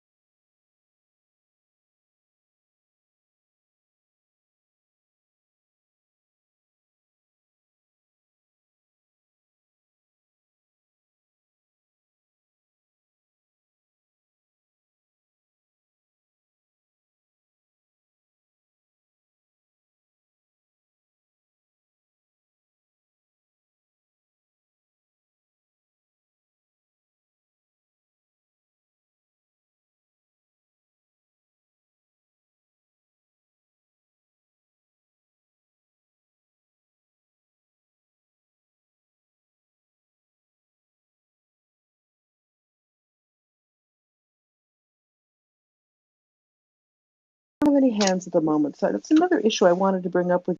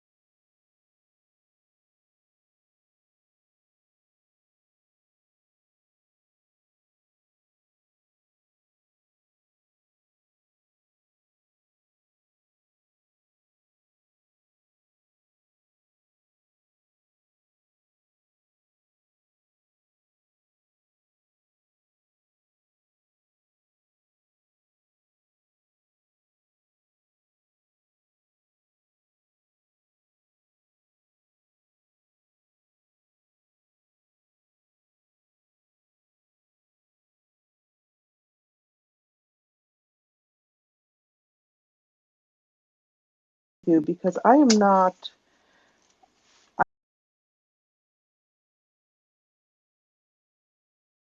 And so detached from reality, they literally, genuinely believe all this crap, and that is all part of the problem. And anything that is, remotely connected to reality, it's just a conspiracy theory. Yeah, the world's against them. There's always a big enemy there. It's just a load of rubbish.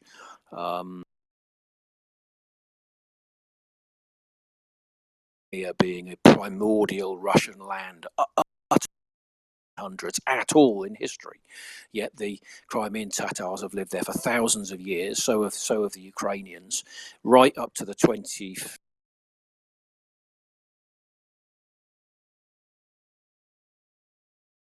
century.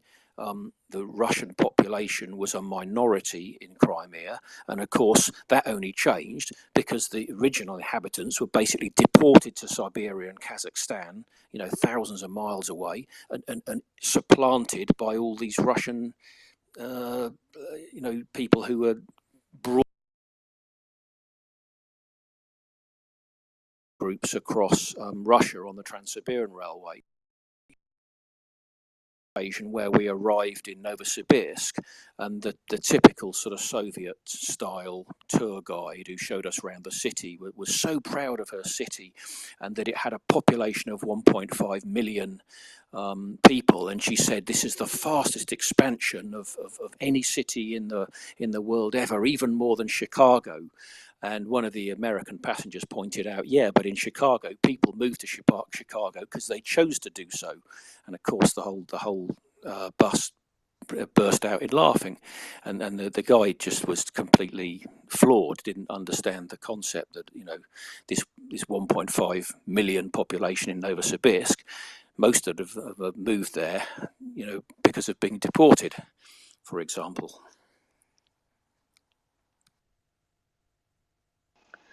Yeah, that's something that other Ukrainians point out often. When the Russia goes talking about this indigenous Russian speakers in the east of Ukraine and in Crimea, those indigenous speakers, for in large part, only showed up there when with the inducement of moving from Russia, and they don't have generational roots in that area.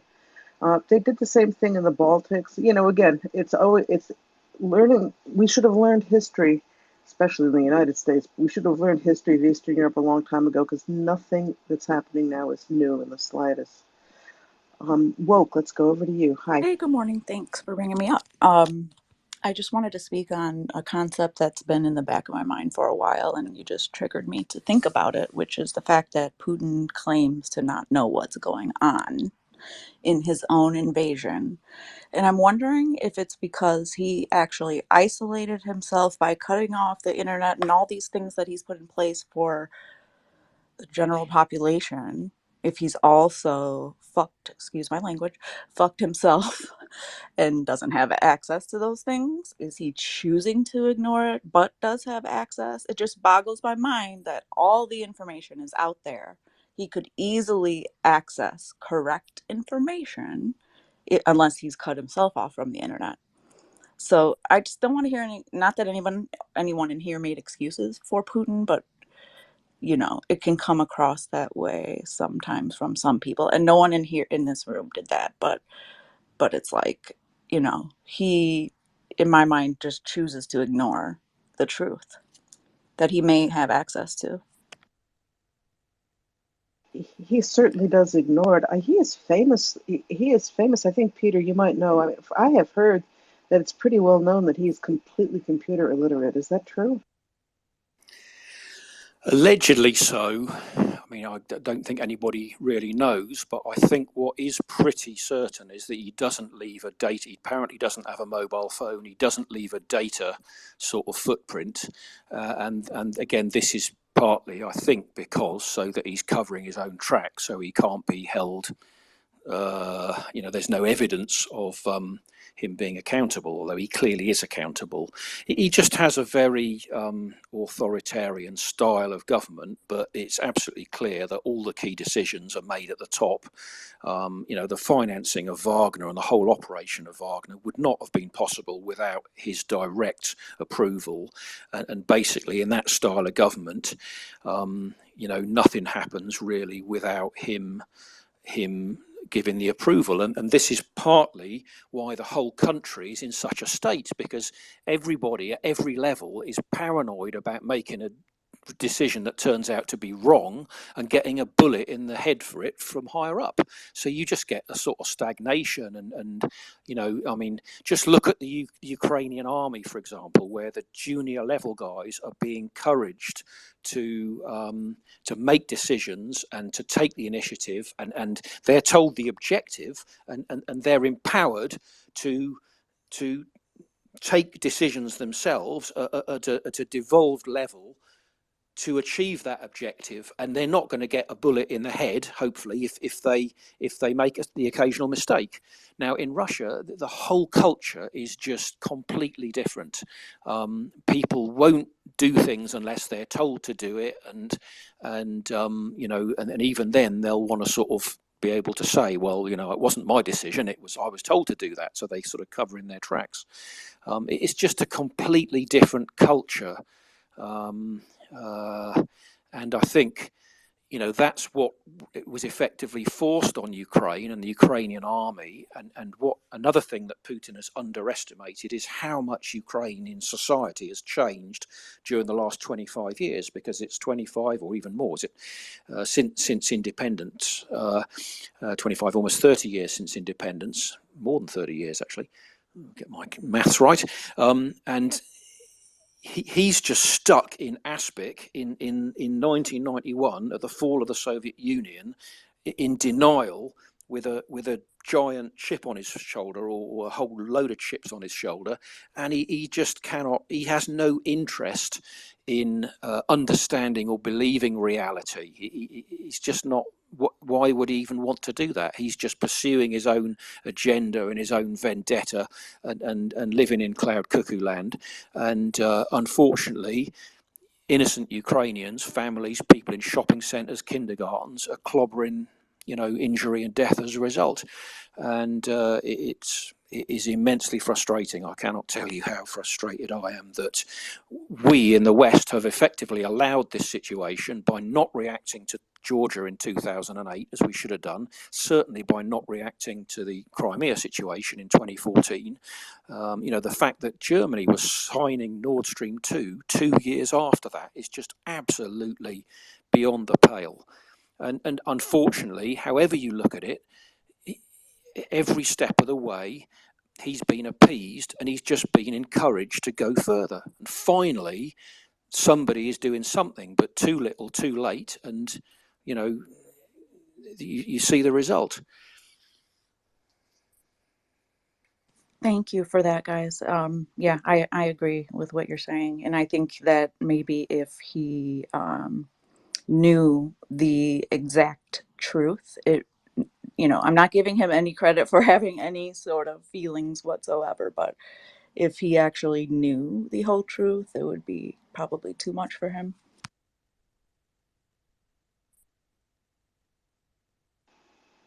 Yeah, thank you. Giannis, you're next.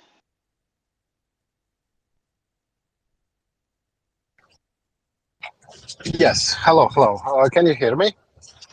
Loud and clear. Yes. Thank you. Thank you. So I also have one concept in my mind, and I cannot get rid of it. And it's rather maybe it will sound like a conspiracy theory, but here is an idea: is that you know that Putin have multiple like impersonators, like different actors that we see. One is talking with a crowd on the street. One is participating in some meetings. The latest one, there was like this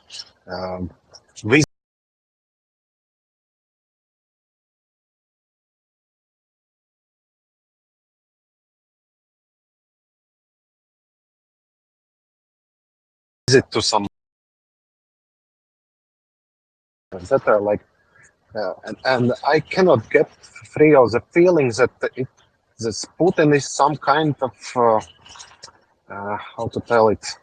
Um, concept of some organization, like I don't know, GRU, FSB, etc.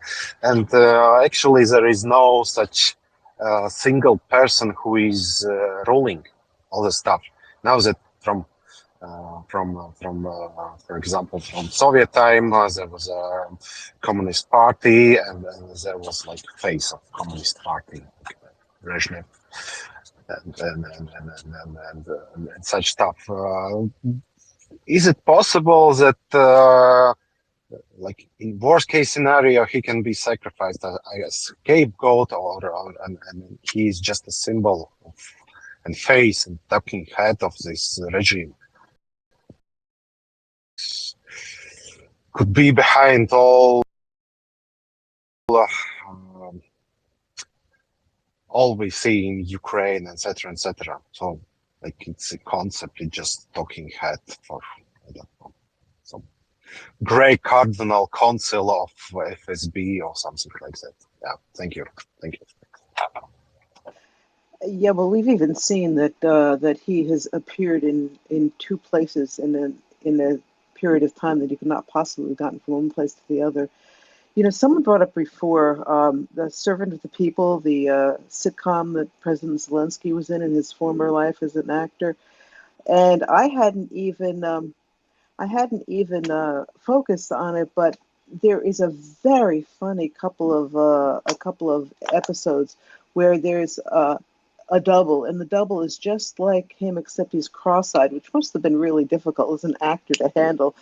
But but anyway, hadn't even made the connection. That clearly was making fun of Putin, which may partly contribute to Putin. I think, as all bullies, he really does not like to be laughed at. This may be part of his animosity to Zelensky, because Zelensky did a very good job at laughing at him. Anyway, Abdullah is next, and then Wojciech, if I'm pronouncing it right. I'm probably not, but you know who you are. Abdullah. Hey, thank you so much, Robin. I don't know if you guys already talked about, but there's some good news coming from the States that the former Vice President Mike Pence met President Zelensky today in a surprise trip to Kiev. So, which is really good. I know it's not going to make a lot of the crazy MAGAs happy about that, but this is so important, so we can get a bipartisan support for Ukraine. I'm so happy that he has done this. Good on him. Thank you. Yeah, that is a big thing. I've always had a lot of respect for Mike Pence. Well, he's done the right thing in a lot of difficult situations, and he has always been a strong supporter of Ukraine, as far as I know. That's very good. It'll help us sort out the wackos from the good, solid conservatives and Republicans who do support Ukraine. Thank you for mentioning that. Okay, now on to, is it Wojciech? Please tell me how to pronounce your name. Hi, Robin. Yeah, it is Poita. Actually, pretty good pronunciation for American.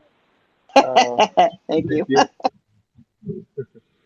Uh, yeah, I wanted to continue on that funny conspiracy theory of Yanis, if I remember well. Uh, yeah, I was like thinking in a similar manner, but a little bit differently. Like, if, for example, yeah, uh, yeah, so uh, so we know that there are like multiple different versions of Putin. So one is the old and round one, and another one is the one with the big eyebrows, bones, and etc. So we have like multiple versions. So it's like in the Harry Potter when in the last book when they were trying to destroy the Lord Voldemort. So he has his soul divided into multiple objects like Radley diary and into the other artifacts. And in order to destroy Voldemort, you needed to destroy all those artifacts. So uh, when Putin will end or will be ending, we need to like catch even all the doubles. Yeah. So I just wanted to continue on this. If anyone has like somebody continuing on this, I would appreciate that. Thank you. Very cute. Let's go back to Abdullah. He might have a response to that, and then we'll go to George. Oh no, I do not. I do not. I'll comment on that later on. But I just wanted to ask George: are the rumors true that the Americans are going to be sending attackums? Okay, so this Wall Street Journal thing, not to rain on everybody's parade, uh, the the reporting is that the U.S. is close, but we've heard that before. So, but we know that there's been more people on board, right? People actually, more on board now, senators and Congress people that are coming along and saying, "Hey, this is probably we need to send this." So the pressure is mounting on whoever the roadblock is somewhere in the White House or Biden administration, National Security Council, what have you. Um, so the fact that it's being reported is good, but I don't know. Uh, I just want to tamper expectations right now. It's not like it's an imminent thing. I mean, hopefully I'm wrong, and today or right before our Fourth of July weekend, Biden unleashes the Kraken and says, "Hey, guess what? Yeah, they're already on route, but this is reporting, and we know that this is happening because we've seen that there's more senators that are coming out and making statements to the fact that we need to send attackams, but I don't want to fuel any fake story that they've been approved or anything like that. So, But would we, sorry to just interject, but would we actually know realistically when, yeah, the first people that are going to know besides the Ukrainians are those on the receiving end, right? Uh, yeah, I that's the other thing is I think we might find out after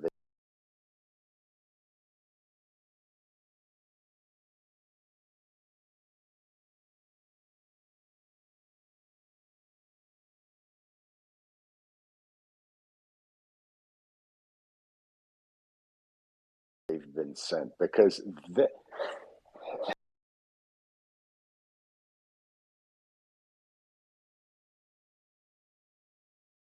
been sent because they,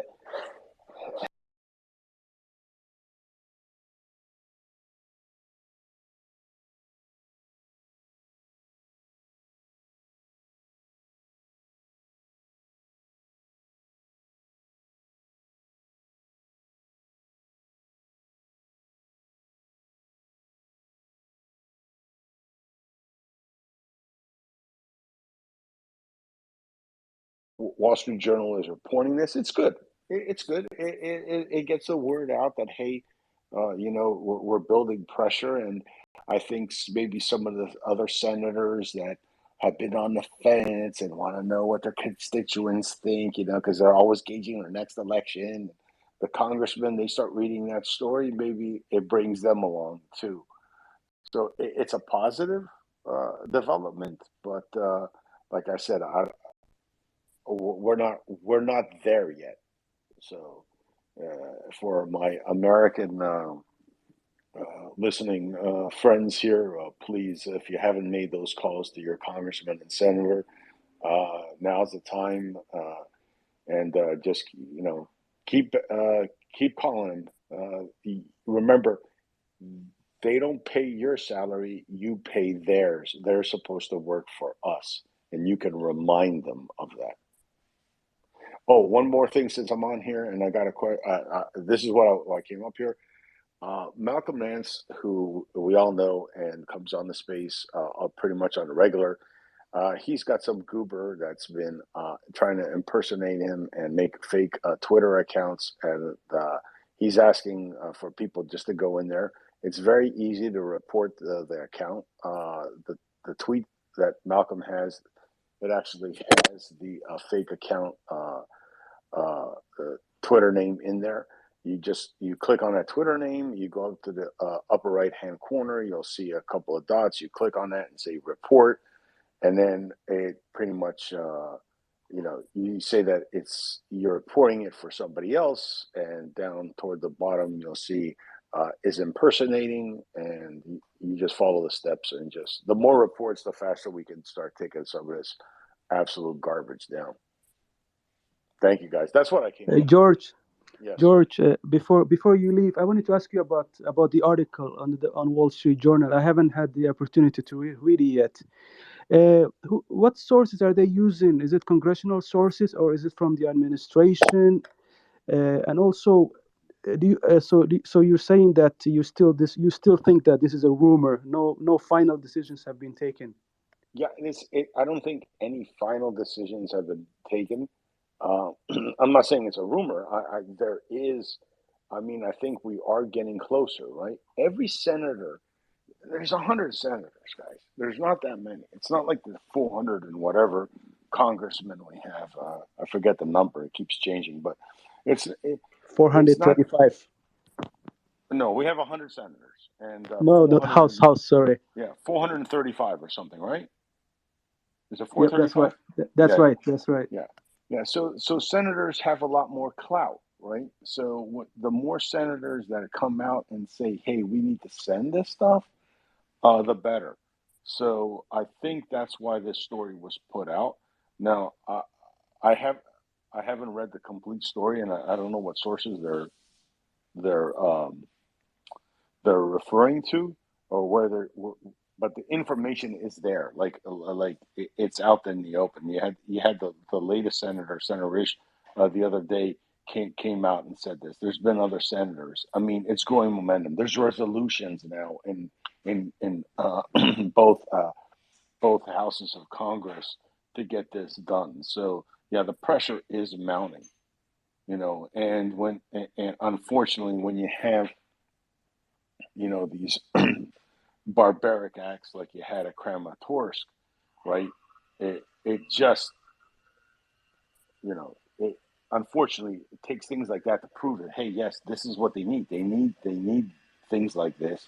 They need to be able to reach out and take out, certain things that they haven't been able to weaken the Russian military so they can kick them the hell out of Ukraine. How much longer do we have to wait? I'm hoping not that long. But like Woke said that when you popped up, you said we might not know there, that they might already be there. So, but calling your congressman, a minute of your time, or your senator, and saying, "Hey, listen, I'm calling from this zip code. This is where I live. I voted for you. Blah blah blah.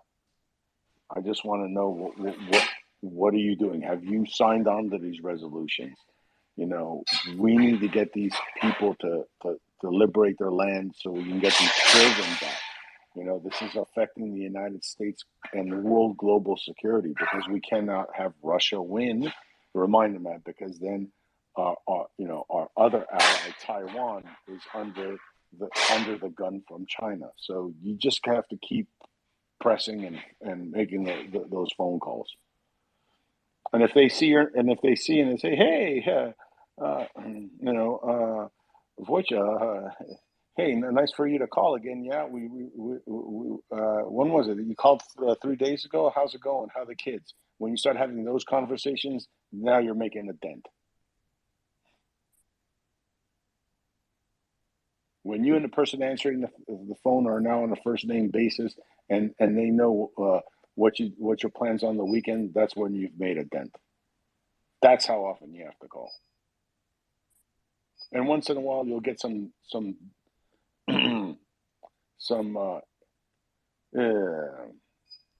somebody that shouldn't be manning that phone. The next time you call, you need to remind the person that you talked to that. I don't know who that was in your office, but maybe Marjorie Taylor Greene was taking a tour and she picked up the phone, but she was a bitch, or he was an asshole.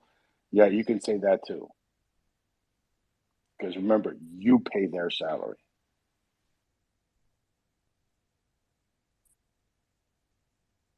Yes, thank you. Good point. Well, let's go to Abdullah. Yeah, thank you, Robin. Thank you, George. So, yeah, George, you're right. It seems that the final hurdle seems to be Jake Sullivan, that loser. So yeah, you're right. So no decisions have been made. So they're saying that it's very close, very close. So thanks for your input, George.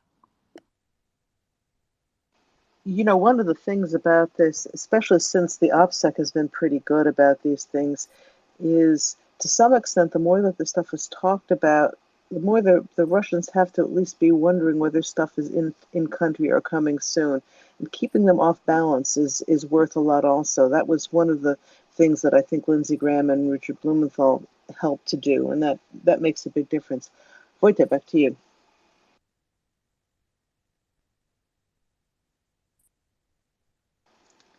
Wojtek, you can speak now. You have to unmute. Maybe you're not unmuted. Hi, can you hear me now? Perfect. Yes, we can. Yeah, my headphones just disconnected, so that's unfortunate. However, yeah, I wanted to just give another topic. There is I'm joining from the Czech Republic, and there is a pretty nice initiative. There is a let's say guy with the Ukrainian origin. He's from Zakarpattia, like the most western part of the Ukraine, and like 20 years ago, his family moved to Czech Republic, and he's doing the crowdfunding. And couple months ago, he was able to crowdfund and build and deliver like portable showers for some brigade. And that shower was containing also like washer machines and sauna, which I think is awesome, especially when he was able to deliver it during the winter, like early spring and late winter, but it was pretty cool. And right now they were able to deliver also dentist, like mobile dentist, let's say office, or the place where the dentist is operating. So they find out like mobilized dentist, and he's able to dental suite. Yeah, he's able to do the dentist work for the soldiers, pretty close to the We're suddenly having a lot of trouble hearing you. Are your headphones causing a problem again? think about the details, or details are for us, whether you are okay at this point of time. Vojta, we really can't hear you. Is there a problem with your headphones again? Pretty stressful. So, Vojta, can you hear Robin?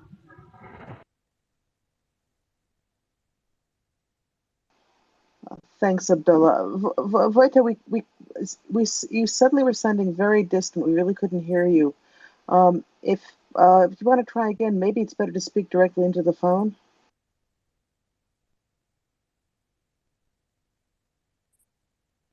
Yeah, maybe he can't hear you, Robin. Vojta, Yeah. can you hear Robin?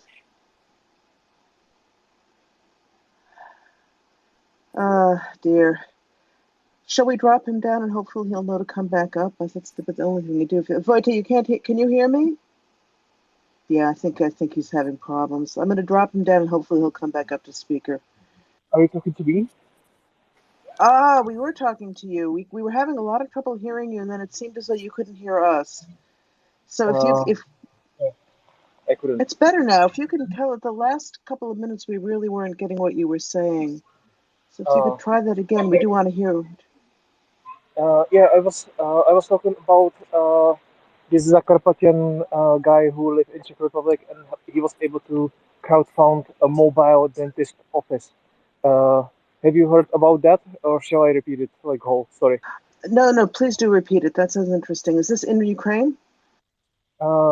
Yeah, the guy is from Czech Republic, and he was like crowdfunding here, and he gets some money and gets the tool for the mobile dentist office. It's in the caravan, let's say, and there are like all of the tool which is necessary for the dentist, and they are able to take this caravan like pretty close to the front lines. So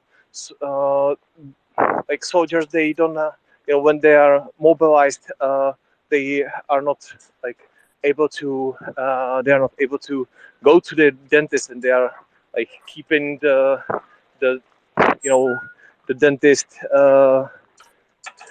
dentist visit for after the war, but sometimes it's like really necessary to deal with the pain as soon as possible. So it's pretty cool that there is this crowdfunding. Hello. Yeah.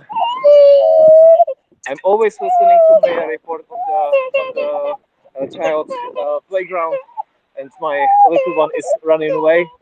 Yeah, so if you're interested in that, I have shared the TV clip from Czech television. Going doing the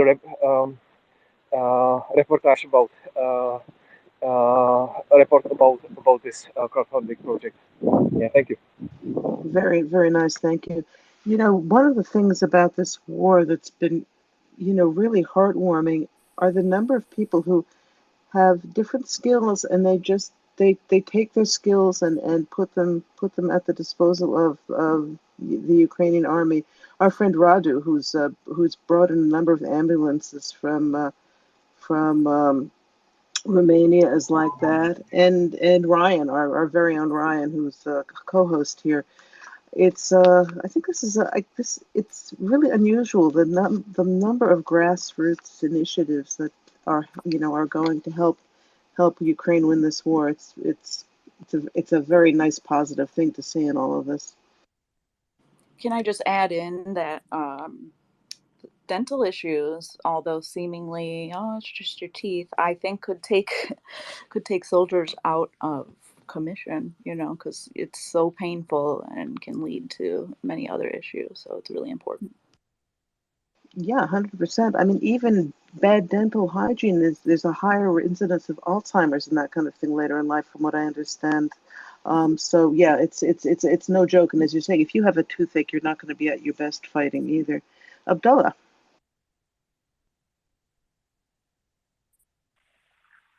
Oh yeah, thank you, Robin. I was just going to ask that dental mobile dental suite, will it be in the front, or will it just is this for the civilians? So that's what I was going to ask Voita.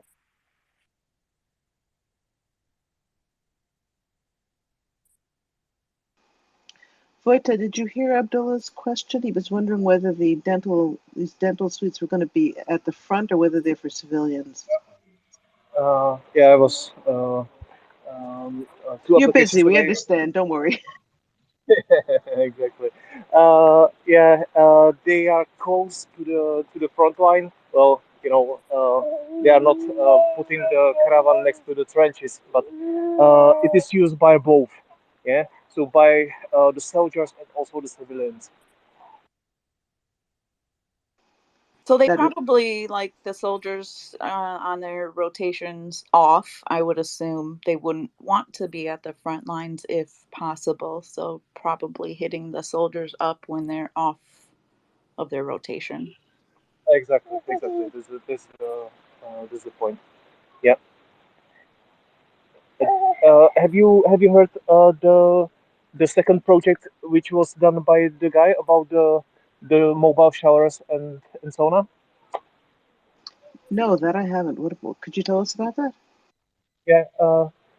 This mobile dentist.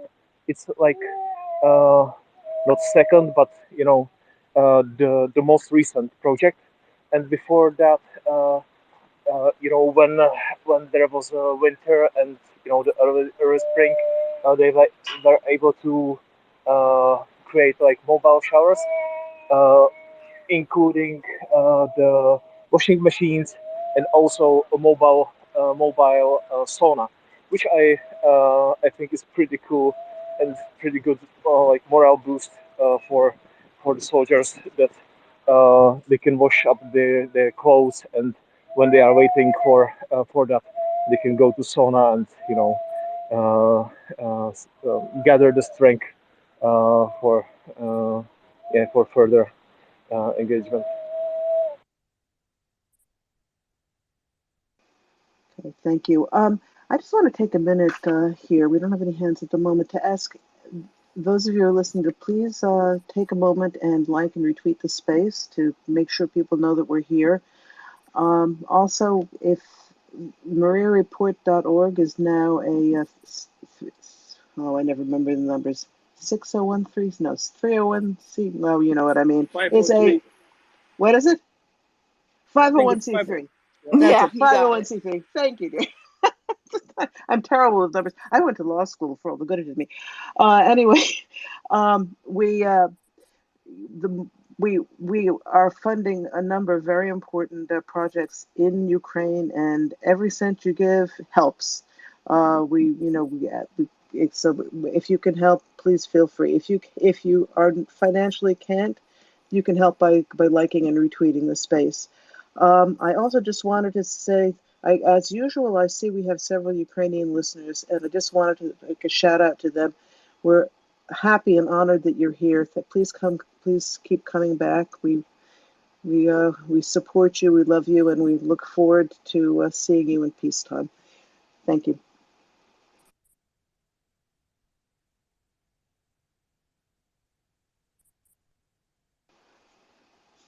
Abdullah. Hey, thanks, Robin. Yeah, Voita and Yanis earlier were talking about Putin's body doubles. I would say, I don't know, Robin and Peter, if you guys saw the one that went to Mariupol. I would say that the one that went to Dagestan yesterday was much more believable than the one that went to Mariupol. That body double was really awful. That the plastic surgeon who did that needs to be fired. I was particularly fond of the full head rubber mask that went to Crimea that time. That was about my favorite. But over to you, Hannes. Yeah, one question, because kind of a couple of minutes back, discussion was about ATACMS and rumors that the US might finally be seriously considering to deliver them. I just wonder whether this, I mean, we have a Taurus missiles, And I'm not sure whether they kind of have the same kind of capability, because I think there's much less, it's much less of an issue here that is actually publicly talked about. I think there's much less pressure here. I mean, there's basically pressure on Twitter, but not really offline. So I just wonder whether anybody knows whether Tauros and the Tekkens are kind of in the same ballpark or not. Can I jump in there? Please do. I just noticed that an hour ago, Ilya Ponomarenko of the Kiev Independent has just tweeted a rather cryptic tweet, which is now in capital letters, "We'll get our problems solved." And then just one word, "finally." And I was wondering if that is a reference to some sort of movement on ATACMS, which obviously are needed. I think the issues with the Storm Shadows that are doing a pretty good job are that the UK have agreed to supply 300 of them allegedly, and I think there's only about 1,000 in existence. This is way outside of my area of expertise, and I don't even know why those numbers are being made public, but maybe it's not something they need to hide. But if ATACMS were provided, then there's obviously a much greater supply of them being produced in America, presumably, and they can also do sorts of interesting things, like they can, with the cluster element, can just basically take out an entire airfield or airport of helicopters and stuff by exploding 100 or 200 meters above the aircraft and shattering ball bearings in basically all directions, which I think Storm Shadows don't have that capability. They just are a sort of pinpoint strike. So hopefully there has finally been some progress on that front. We wait and see. And of course the UK were the trailblazer again on getting the long range weapons in there, which are so desperately needed. And again, it would be helpful if people would drop their objections to these weapons being used on Russian territory, because these airfields need to be taken out, that they're launching all these aircraft that are sending rockets and missiles to Ukraine, as does Novorossiysk port. That needs to be taken out, because virtually the entire Black Sea fleet is now holed up in Novorossiysk, which is in Russia, just east of Crimea, and it appears that not much is putting to sea, and the whole lot could be wiped out there, which would obviously put them out of use.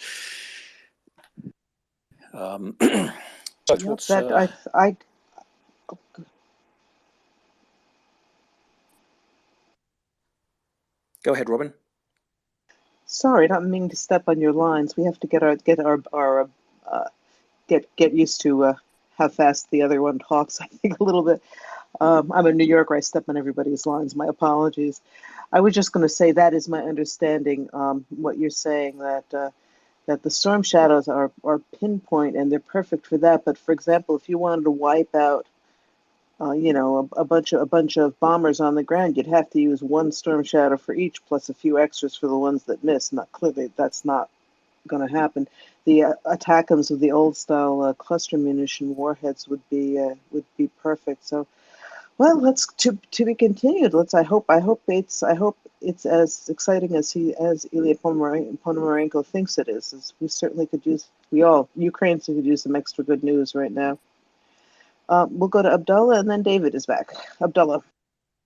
Yeah, thank you so much. Yeah, Peter, regarding Ilya's cryptic message, maybe he's just referring to his Ukrainian sources that the deal might be closed, because on the report it also quotes Ukrainian sources. So maybe that's where he's coming from. But I don't think he has any much more information than us.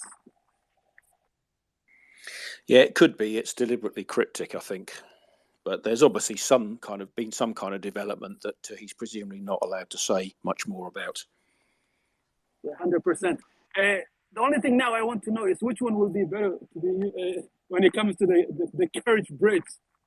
which missile would be better employed? What do you call the Storm Shadow or the ATACMS? That's the one I want. That's what I want to know now. Thank you. Well, who cares? Who cares? So long as it happens, it may even be the Phantom truck bomb or a USV or anything. So long as it gets taken out, whatever does the job, that's good with me. Yes, exactly my thought. And use everything. It will be such a great day. Oh, in fact, I missed. Oh no, I have July 4th in the pool. We still have a few days. Maybe I'll win the pool. Anyway, over to you, David. So I thought it'd be useful if I explained the difference between ATACMS and Storm Shadows. The thing to remember is Storm Shadow is a very specific missile. It's a broach missile. Basically, it's a two-stage warhead. It's designed to go through large amounts of concrete and then explode, right? So it's useful for some things, not useful for some other things, and it's astonishingly expensive. I say astonishingly expensive. I think it's about $1.2 million per missile, right? So, and there's a reason why we only built 1,000 in the first place, because the sort of thing it's designed to do is to go through bunkers, etc. Whereas the ATACMS or even extended range GIMLRs and the rest of it, they're top-down ballistic missiles. They operate very, very differently. And I think they're at a different price cost. I don't think even an ATACMS is in the 1.2 million price range. They're quite different. It's the same way as what you would use. You might use a certain weapon in a certain environment, and then in a different weapon you would use a different one. It's specific tools. So if it was a command center inside something like a building, so there was a building a while ago, it was believed that maybe they'd built some concrete bunker inside a room, right? Then that would a Storm Shadow would be the ideal thing for that, because it's designed to breach concrete and go boom. Yeah, that's great. Thanks for that, David. That's good. Yes, I have no idea how much any of these things cost. Last time I looked in Tesco, they didn't have any of them on the shelves. So yeah, they don't have them, do they? It's very, very, very ignorant of them. Yeah. Strange that. And there's another thing as well to remember about the cruise missiles, which Storm Shadow is a type. So they sort of typically come in at a different trajectory. So they could go up, but they rarely come straight down. And that's the thing about something like the ballistic missile, which a GIMLR is, extended GIMLR, or an ATACMS is, comes down incredibly quickly and straight down. So the slightly different uses. If you were going to use an ATACMS, I would sort of go back to what Abdullah asked about what you would use. You would use that, but I wouldn't put holes in the Kerch Bridge. I would put them at the start of the Kerch Bridge, and I would only put them into the railway. David, yeah. If I can get sorry, Peter, if I can get a follow-up. David, which one is much better when it comes to avoiding air defenses? Well, it depends on